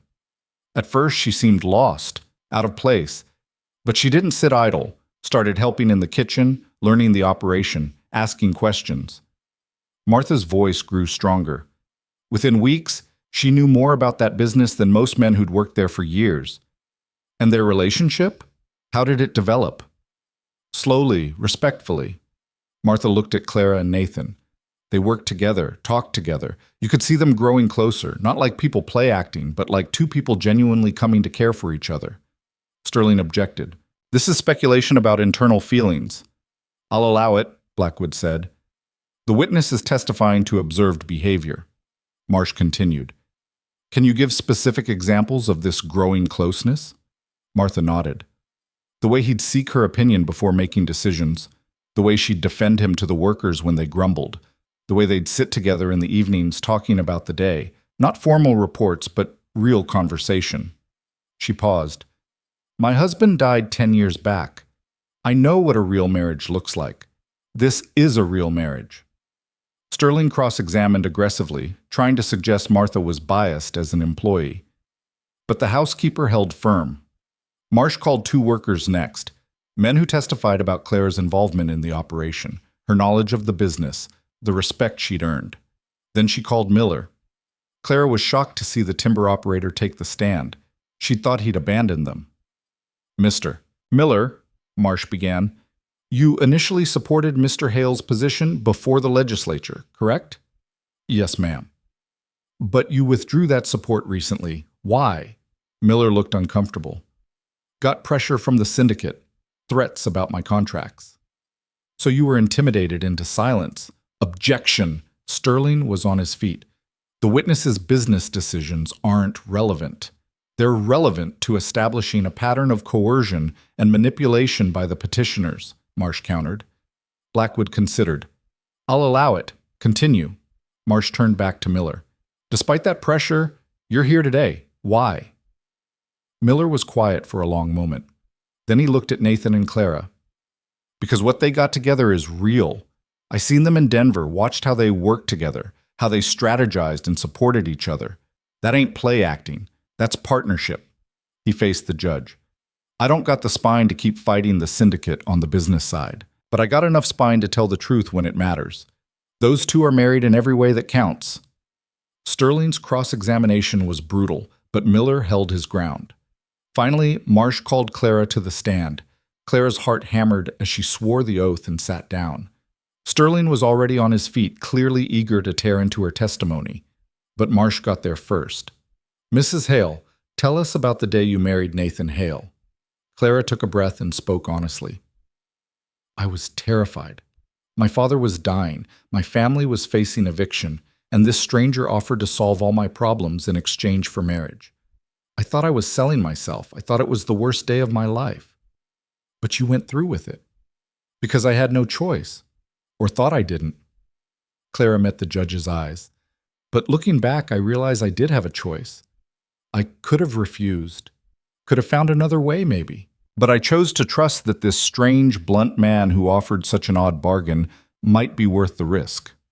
And was he? More than worth it. Clara's voice strengthened. He gave me more than security. He gave me purpose, respect, partnership. He treated me like an equal when the law says I'm property. He valued my mind and my contributions. He built me up instead of tearing me down. Marsh smiled slightly. That sounds like more than a business arrangement. It is. It started as one, I won't lie about that. But it became something real, something I choose every day. Sterling stood for cross-examination, his expression predatory. Mrs. Hale, you testified that you married out of desperation. that you had no choice. Doesn't that suggest coercion? No. It suggests I made a difficult decision under hard circumstances. That's not the same as being coerced. But Mr. Hale held all the power. He had money, you had none. He offered a solution that conveniently benefited him. How is that not taking advantage? Because he was honest about what he needed and what he could offer, and he gave me the option to leave if I wanted. Clara leaned forward. Everything since has been my choice, staying, building the partnership, fighting beside him, falling in... She stopped, caught herself. Falling in what, Mrs. Hale? Sterling pounced. Clara looked at Nathan, saw him watching her with an expression that made her heart ache. Falling in love with him, which wasn't part of the original bargain, but happened anyway. The courtroom went very quiet. Sterling recovered quickly.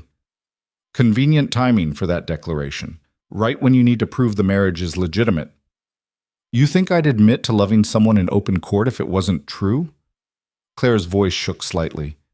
You think I'd make myself vulnerable like that for strategy? I'm admitting it because it's the truth. Because I'm tired of pretending this is just business when it stopped being business months ago. Sterling tried to shake her testimony, to get her to admit the marriage was fraudulent. But Clara held firm, answering each question with honest directness that was impossible to completely discredit. Finally, Marsh called Nathan. He looked uncomfortable on the stand, but determined. Marsh walked him through the same territory, the original bargain, the development of their relationship, the work they'd done together. Mr. Hale, she said finally, why did you really marry Clara Whitmore? Nathan was quiet for a long moment. At first, because I needed to show the syndicate I was stable, that I could be trusted with their investment. It was practical, strategic, not romantic. And now? Now I'd marry her all over again, for completely different reasons. He looked directly at Clara. Because she's the strongest person I've ever met. Because she challenges me and supports me in equal measure. Because she saw value in that valley, and in me when she could have just taken the money and run. His voice went rough.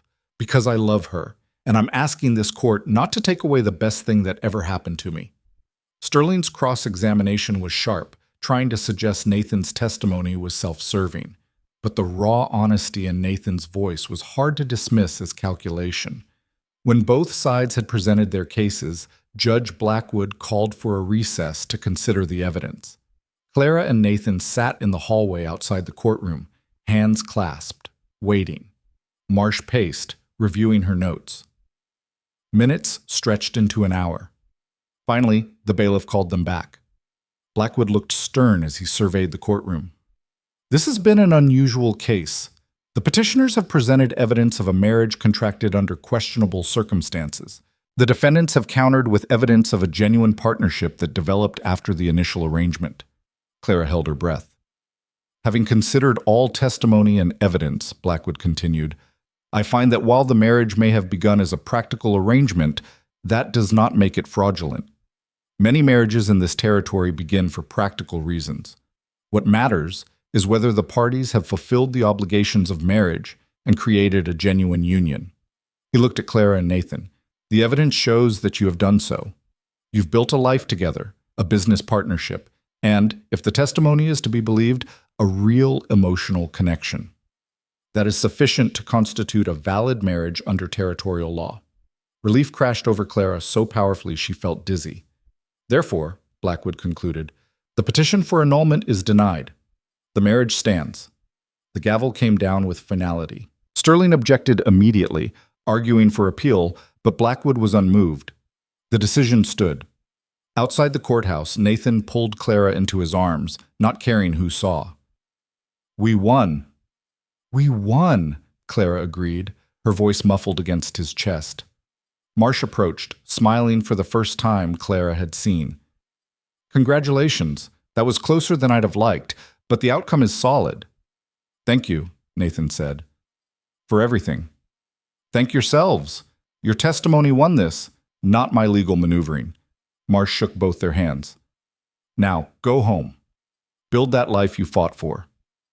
As they walked back toward the hotel, Clara felt something shift inside her. The constant tension she'd carried since that first desperate day in Morrison's store finally released. She was free. truly free. Not because the marriage was over, but because she'd chosen it openly, defended it publicly, claimed it as her own. "What are you thinking?" Nathan asked. Clara looked up at the Colorado sky, vast and blue above Denver's streets. "I'm thinking we should go home, back to the valley. Start actually living instead of just fighting." Nathan's smile was like sunlight. "Yeah, let's go home." The journey back to the valley took 4 days instead of 3. Spring had finally broken through winter's grip, turning the mountain trails into streams of mud and melting snow. But Clara didn't mind the slower pace. For the first time since leaving Timber Ridge months ago, she felt like she could actually breathe.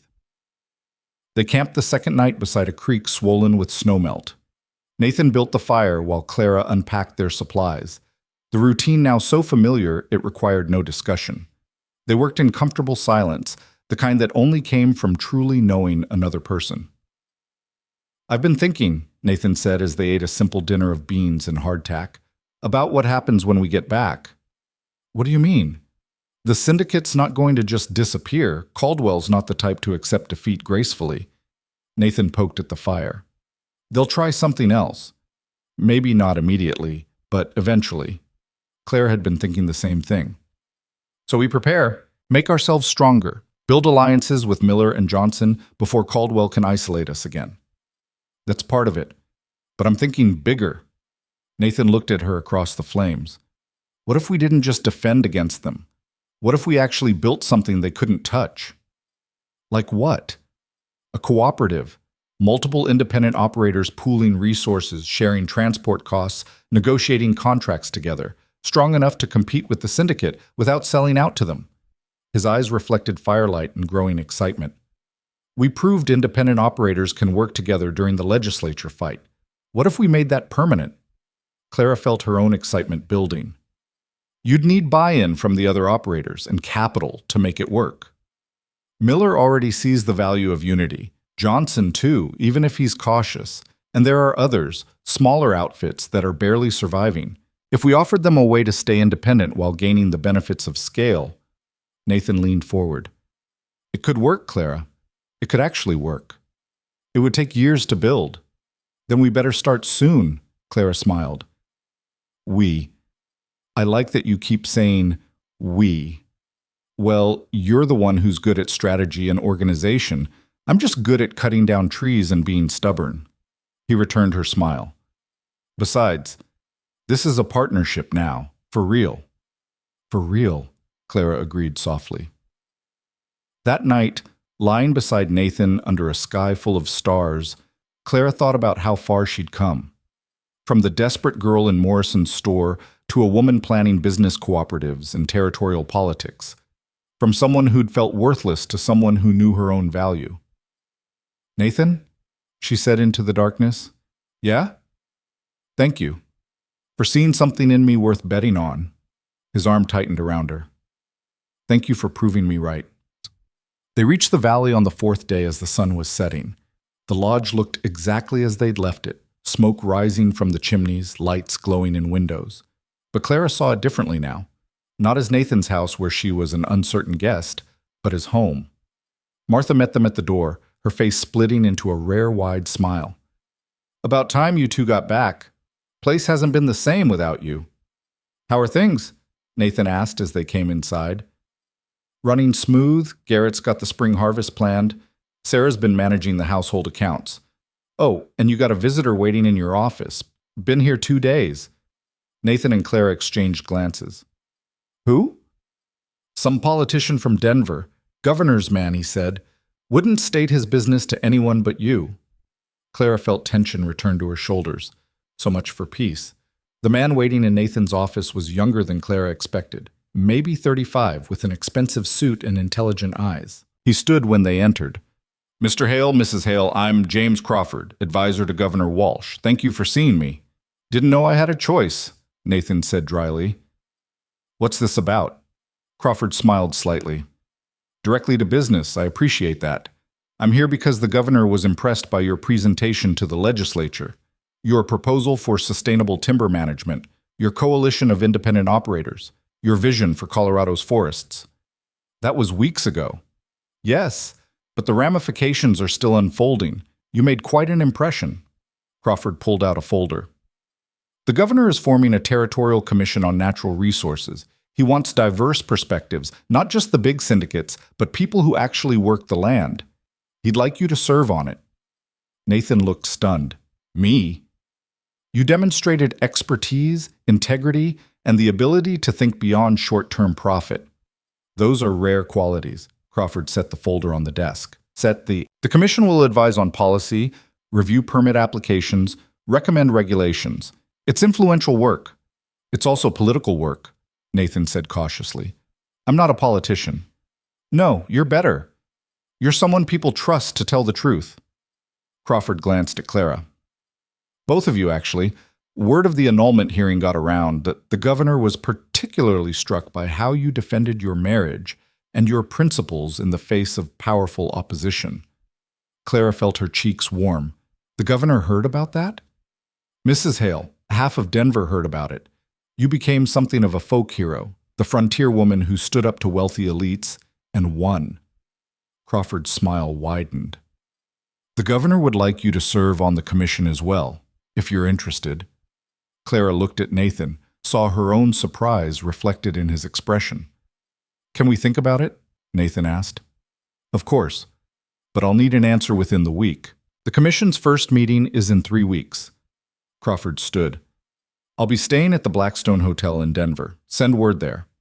After Crawford left, Clara and Nathan sat in silence for a long moment. Did that just happen? Clara finally asked. I think so. Nathan rubbed his face. They want us on a territorial commission, both of us. It's an opportunity. Real influence over how Colorado develops. It's also a trap. Every decision we make will anger someone. We'd be targets for every interest group in the territory. Nathan looked at her seriously. Is that what you want? More fighting? More politics? Clara thought about it. About the valley and the quiet life they could build here. About simply running the timber operation and staying out of larger conflicts. Then she thought about families like hers had been, struggling, desperate, at the mercy of powerful men like Morrison and Caldwell. Thought about workers in dangerous conditions because no one with power cared enough to demand better. Thought about forests stripped bare because profit mattered more than sustainability. I think, she said slowly, that we have a chance to actually make things better. Not just for us, but for a lot of people. And if we turn that down because it's hard or risky. She met Nathan's eyes. Then what was the point of all the fighting we've already done? Nathan was quiet, then nodded. You're right. We didn't come this far just to hide in the mountains. Though hiding in the mountains does have its appeal, Clara admitted, we can do both. Serve on the commission, but live here. Keep the operation running while we work on bigger changes. Nathan pulled her close. As long as we do it together. Together, Clara agreed. Over the next week, they settled back into valley life while considering Crawford's offer. Clara threw herself into learning every aspect of the timber operation, spending days with the crews, nights reviewing contracts and accounts. Nathan started reaching out to Miller, Johnson, and other independent operators about the cooperative idea. The response was cautiously positive. The smaller operators especially saw the value in collective bargaining and shared resources. By the end of the week, Nathan had commitments from 5 outfits to at least attend a planning meeting. It's a start, he told Clara. If we can get this cooperative running before the commission work starts demanding too much time, we'll have built something that can survive without our constant attention. They sent word to Crawford accepting the commission positions. His reply came back within 2 days, enthusiastic congratulations and a thick packet of briefing materials about the issues they'd be addressing. Clara read through it all one evening while Nathan worked on cooperative bylaws. The scope was staggering: timber policy, mining regulations, water rights, grazing permits, railroad access. Every decision would affect thousands of lives and millions of dollars. This is bigger than I thought, she said. Nathan looked up from his papers. Having second thoughts? No, just realizing how much we don't know, how much we'll have to learn. Then we'll learn. Same way we learned everything else, by diving in and figuring it out as we go. He set down his pen. You're scared. Terrified, Clara admitted. What if we're not good enough? What if we make mistakes that hurt people? Nathan crossed to where she sat and pulled her to her feet. We'll make mistakes. That's guaranteed. But we'll make them honestly, trying to do right by people instead of just chasing profit. That's more than most politicians can say. Clara rested her head against his chest, listening to his heartbeat. When did you get so wise? When I married someone who makes me want to be better than I am. 3 weeks later, they rode back to Denver for the commission's first meeting. This time, Clara felt more prepared. She had good clothes now, purchased with timber profits. She knew how to navigate Denver society. Most importantly, she knew her own value. The commission met in a grand building near the Capitol. Clara and Nathan were the youngest members by at least a decade. The others were established men, businessmen, lawyers, a few former military officers. They looked at Clara with barely concealed skepticism. The governor himself opened the first meeting. Walsh was a square-jawed man with silver streaking his dark hair and the bearing of someone used to command. "Gentlemen, Mrs. Hale," he began, nodding to Clara, "you're here because Colorado stands at a crossroads. How we manage our natural resources now will determine what kind of territory and eventually state we become. I've assembled this commission to ensure those decisions are made wisely." He outlined their mandate, reviewing all major resource permits, recommending policy changes, investigating complaints about environmental damage or unsafe practices. It was sweeping authority. "I expect honest counsel," Walsh continued, "not what powerful interests want to hear, but what's actually right for Colorado's future. Can you do that?" Around the table, men nodded. Clara spoke up clearly. "Yes, Governor." Walsh's eyes met hers with approval. "Good. Then let's begin." The first few meetings were overwhelming. Clara struggled to follow the technical discussions, the legal terminology, the complex web of existing regulations and competing interests. But she listened carefully, asked questions when she didn't understand, and took extensive notes. Nathan was quieter in these settings, but when he did speak, people listened. His practical knowledge of timber operations gave weight to his opinions. After the third meeting, one of the other commissioners, a lawyer named Henderson, approached Clara. "Mrs. Hale, I wanted to apologize." Clara looked up from gathering her papers. "For what?" "For underestimating you. When the governor announced your appointment, I'll admit I thought it was political theater, a woman on the commission to appear progressive." Henderson's expression was sincere. "But you've proven me wrong. Your questions cut right to the heart of issues the rest of us dance around." "Thank you," Clara said, surprised. "There's talk of establishing subcommittees for specific issues.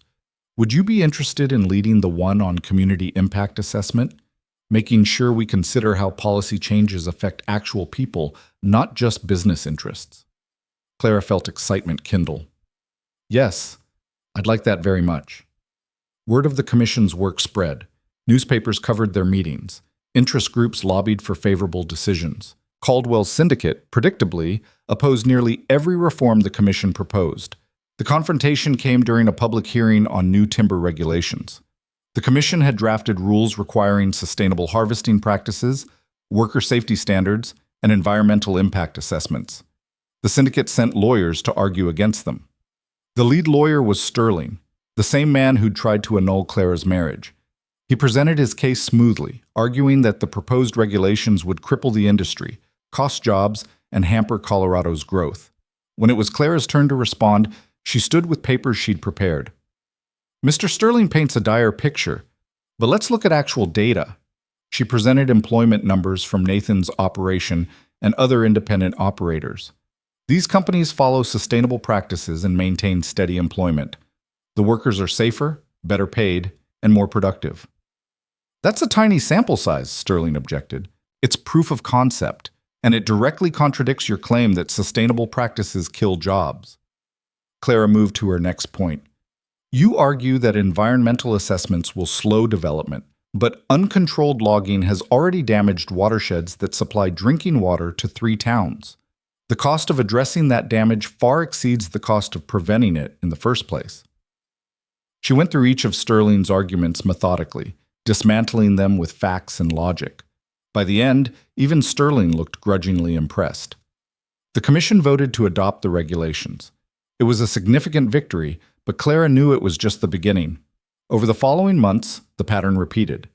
The commission tackled issue after issue: mining waste disposal, railroad land grants, water rights disputes. Clara and Nathan worked alongside the other commissioners, building coalitions, negotiating compromises, occasionally standing firm when principles were at stake. The work was exhausting. They spent half their time in Denver, half in the valley. Clara worried about neglecting the timber operation, but Garrett and the workers rose to the challenge of increased autonomy. "Place runs better when you're not looking over everyone's shoulder," Garrett told Nathan with a grin during one of their visits back. "Turns out people work harder when they feel trusted." The cooperative was taking shape too. Miller had come around fully, bringing 2 other operators with him.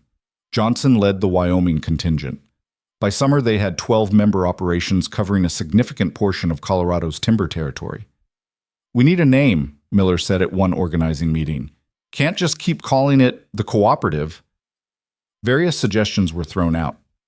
Finally, Clara spoke up. "What about the Colorado Independent Timber Alliance? Shows we're working together without giving up our independence." The vote was unanimous. The alliance's first major action was collective contract negotiation with the railroads. Instead of each operator scrambling for individual shipping agreements, they negotiated as a block. The result was better rates, guaranteed capacity, and stable long-term relationships. "This is what we should have been doing all along," Johnson admitted. "But it took you 2 to actually make it happen." Not everything went smoothly. There were setbacks and frustrations. Some commissioners pushed back against reforms. Special interests fought dirty. Caldwell's syndicate continued opposing them at every turn. The real crisis came in late summer. A syndicate-owned mine dumped contaminated water into a river, poisoning the water supply for a small town downstream. Dozens of people got sick. 3 children died. The commission held emergency hearings. Clara, now heading the Community Impact Subcommittee, visited the affected town personally. She talked to grieving parents, documented the damage, and returned to Denver with fire in her eyes. "This is exactly what we've been warning about," she told the full commission. "Prioritizing profit over people kills." Literally. The syndicate lawyers tried to minimize the situation, claim it was an isolated incident, argue that new regulations would be overreach. Clara stood before the commission and the packed public gallery. "An isolated incident? This is the 3rd time this year a syndicate operation has contaminated water. It's isolated like earthquakes are isolated. They keep happening because the underlying conditions haven't changed." Her voice shook with controlled fury. 3 children are dead. How many more before we act?" Governor Walsh, observing the hearing, leaned forward. "What do you recommend, Mrs. Hale?" "Shut down the mine until they can prove it's safe. Levy fines that actually hurt, not token amounts they can write off as business costs. And create an enforcement mechanism with real teeth, so companies can't just ignore regulations when it's convenient." The vote was close. Some commissioners worried about appearing anti-business, but it passed. The mine was shut down. Real penalties were imposed, and more importantly, a precedent was set. Newspapers across the territory covered the decision. Some praised the commission's courage. Others condemned it as government overreach. Clara found herself quoted in editorials both supportive and scathing. "You've made a lot of enemies," Nathan said one evening as they reviewed the press coverage. "Good. If we weren't making enemies, we wouldn't be doing anything meaningful." Clara set down the newspaper. "How are you handling it? All the attention, the criticism?" "I hate it," Nathan admitted. "But I keep thinking about those families, about making sure it doesn't happen to anyone else." He took her hand. "Makes the rest of it bearable." By fall, the commission had transformed Colorado's resource management landscape. New regulations protected workers and communities. Environmental standards prevented the worst abuses. Independent operators had a real voice in policy decisions. The alliance was thriving too, 15-member operations now, with more interested in joining. They'd pooled resources to purchase shared equipment, created a workers' training program, and established emergency funds to help members weather temporary setbacks. "We've built something real," Miller said at an alliance meeting. "Something that'll outlast all of us." Clara thought about that often, about legacy and what they were leaving behind. She was 23 years old and helping shape an entire territory's future. It was terrifying and exhilarating in equal measure. Winter came again, their second since the marriage. This time, when they returned to the valley for the season, it felt like coming home in a way the first year hadn't. Every corner held memories now. Conversations by the fire, late nights planning strategy, quiet mornings watching snow fall on the mountains. One evening, Martha pulled Clara aside in the kitchen. "You look happy, child." "I am," Clara realized, exhausted and frustrated half the time, but happy. "It shows, both of you." Martha smiled. "That first night you arrived, I wasn't sure you'd last a week. Now look at you, running businesses, serving on commissions, changing laws. Your mama would be proud." Clara felt tears prick her eyes. She thought about her mother often, wished she could have seen how things turned out. "Thank you, Martha. That means more than you know." Christmas came quietly. Just Clara, Nathan, and the household staff. They ate Martha's cooking, exchanged simple gifts, sat by the fire talking about the year past and the year ahead. "I have something for you," Nathan said, pulling out a small box. Inside was a ring, simple gold with a small diamond. "I know we've been married almost a year," he said, "but I never properly gave you a ring. Seemed wrong to keep letting that go." Clara's throat tightened. The marriage had started so transactional, so devoid of romance. This felt like reclaiming something important. "It's beautiful." Nathan slipped it onto her finger. "I love you, Clara. Not because of what you do or how you help the business. Just because of who you are." "I love you too." Clara kissed him, soft and slow. "Best decision I ever made, saying yes to your crazy proposal. Best decision I ever made, asking." They sat together watching the fire burn low, comfortable in the silence. Clara thought about the journey that had brought them here, from desperate strangers to partners to this deep, complicated love. Spring brought new challenges. The governor announced he was stepping down, replaced by someone with closer ties to the business interests the commission had been regulating. The new governor made it clear he expected the commission to be more business-friendly. "That's code for rolling back protections," Henderson said grimly at their first meeting under the new administration. "Then we push back," Claire replied. "The regulations are working. We have data proving it. We just need to make the case." It was harder than expected. The new governor appointed commissioners sympathetic to big business. The balance of power shifted. Several of their proposed reforms were blocked. But Clara and Nathan had learned from experience.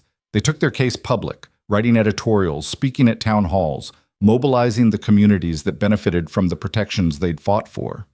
The alliance backed them fully. 12 independent operators speaking with one voice carried weight. When the governor tried to weaken worker safety standards, the alliance organized a demonstration. Hundreds of timber workers marching through Denver demanding protection. The governor backed down. It was a constant fight, push and pull, victories and setbacks. But gradually, Clara realized they were winning more than they were losing. The new regulations became entrenched. The alliance grew stronger. The culture of Colorado's resource industries began to shift. 2 years after that first desperate marriage proposal, Clara stood before the territorial legislature again. This time, she wasn't fighting for survival. She was presenting a comprehensive reform package on behalf of the commission. "These policies represent Colorado's future," she told the assembled legislators. "A future where we can have both prosperity and sustainability, where workers are protected and communities thrive, where we build businesses that last generations instead of stripping resources and moving on." The vote was closer than she'd hoped, but they won. Afterward, as she and Nathan celebrated with the alliance members, Miller raised his glass. "To the girl from Timber Ridge who married a mountain man and ended up changing everything." "To partnership," Clara corrected, looking at Nathan. "None of this happens without all of us working together." "To partnership," everyone echoed. That night, back at their hotel, Clara stood at the window looking out at Denver's lights. Nathan came up behind her, wrapping his arms around her waist. "What are you thinking?" he asked. "That I almost gave up," Clara said quietly. "That day in Morrison's store, when he told me we'd lose everything, I almost just accepted it. Almost decided there was no point in fighting." "But you didn't." "No. I made a desperate choice instead, and it turned into the best thing that ever happened to me." She turned in his arms to face him. "We've built something remarkable, Nathan. Not just the business or the alliance or the policy work, but us. This life we've created together." "It's not finished," Nathan said. "Still more work to do. More fights ahead. I know, but we'll face them the same way we've faced everything else. Clara smiled. Together. 3 years after Clara left Timber Ridge, she returned for the first time. The town had changed little, still small, still struggling, but stubbornly surviving. Morrison's store was closed now, the old man having finally retired. A younger family had taken it over. Clara rode through on Juniper, heading for the cabin where she'd grown up. She found Thomas there, now 19 and managing the property. Margaret was away at a teaching position in Colorado Springs. Clara had helped arrange that. Papa died last winter, Thomas told her. Peaceful, in his sleep. He was proud of you, you know. What you'd become. Clara felt tears she'd been holding back for years finally fall. I wish I could have seen him one more time. He knew you were doing important work. That mattered more to him than anything. Thomas showed her their father's grave on the hillside overlooking the valley. He's at peace. Clara knelt by the grave and told her father everything, about the marriage that had started so strangely, about the business and the alliance and the commission work, about finding love and purpose and a life worth living. Thank you, she whispered to the grave, for raising me strong enough to survive what came, for teaching me that hard choices are still choices, for giving me the courage to bet everything on a stranger's offer. Riding back to Denver, Clara felt lighter, the last weight of guilt and regret finally lifting. The years that followed brought continued growth and challenges. The alliance expanded to cover most of Colorado's independent timber operations. The Commission's work influenced resource policy across the Western territories. Clara and Nathan became respected voices in debates about balancing development and conservation. They built a real home in the valley, not just the lodge, but a community. Workers who'd started as employees became friends. The operation evolved into something closer to a cooperative itself, with profit sharing and worker representation in major decisions. Clara started a school in the valley for workers' children, teaching herself at first, then hiring proper teachers as enrollment grew. She remembered what education had meant to her mother, how it opened doors even in the hardest circumstances. Nathan expanded the sustainable harvesting program, turning it into a model other operations studied and copied. He wrote papers about forestry management that were published in Eastern journals. The mountain man who'd hated public speaking became a sought-after expert, but their greatest achievement was simply the life they'd built together, a partnership of equals, a love that had grown from desperate necessity into something profound and unshakable. 5 years after their marriage, Clara stood on the ridge above the valley where Nathan had first shown her the hidden estate. She was pregnant now, the first child just starting to show. Nathan stood beside her, his hand resting gently on her still small belly. What do you think? He asked. Boy or girl? Does it matter? Not even a little, he smiled. Though if it's a girl, I hope she's like you, fierce and smart and absolutely unstoppable. If it's a boy, I hope he's like you, honorable and stubborn and secretly soft underneath all the gruffness. They stood together looking at the valley that had become their kingdom, not through conquest, but through honest work and genuine partnership. We should tell them the truth, Clara said, when they're old enough to understand about how we started, the bargain we made. Think they'll understand? I think they'll understand that sometimes the best things come from the hardest choices. That love doesn't always start with romance.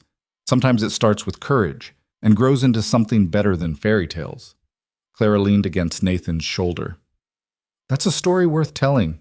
Below them, the valley was alive with activity, the mill running smoothly, workers heading home after a day's labor, smoke rising from the lodge where Martha was probably preparing dinner.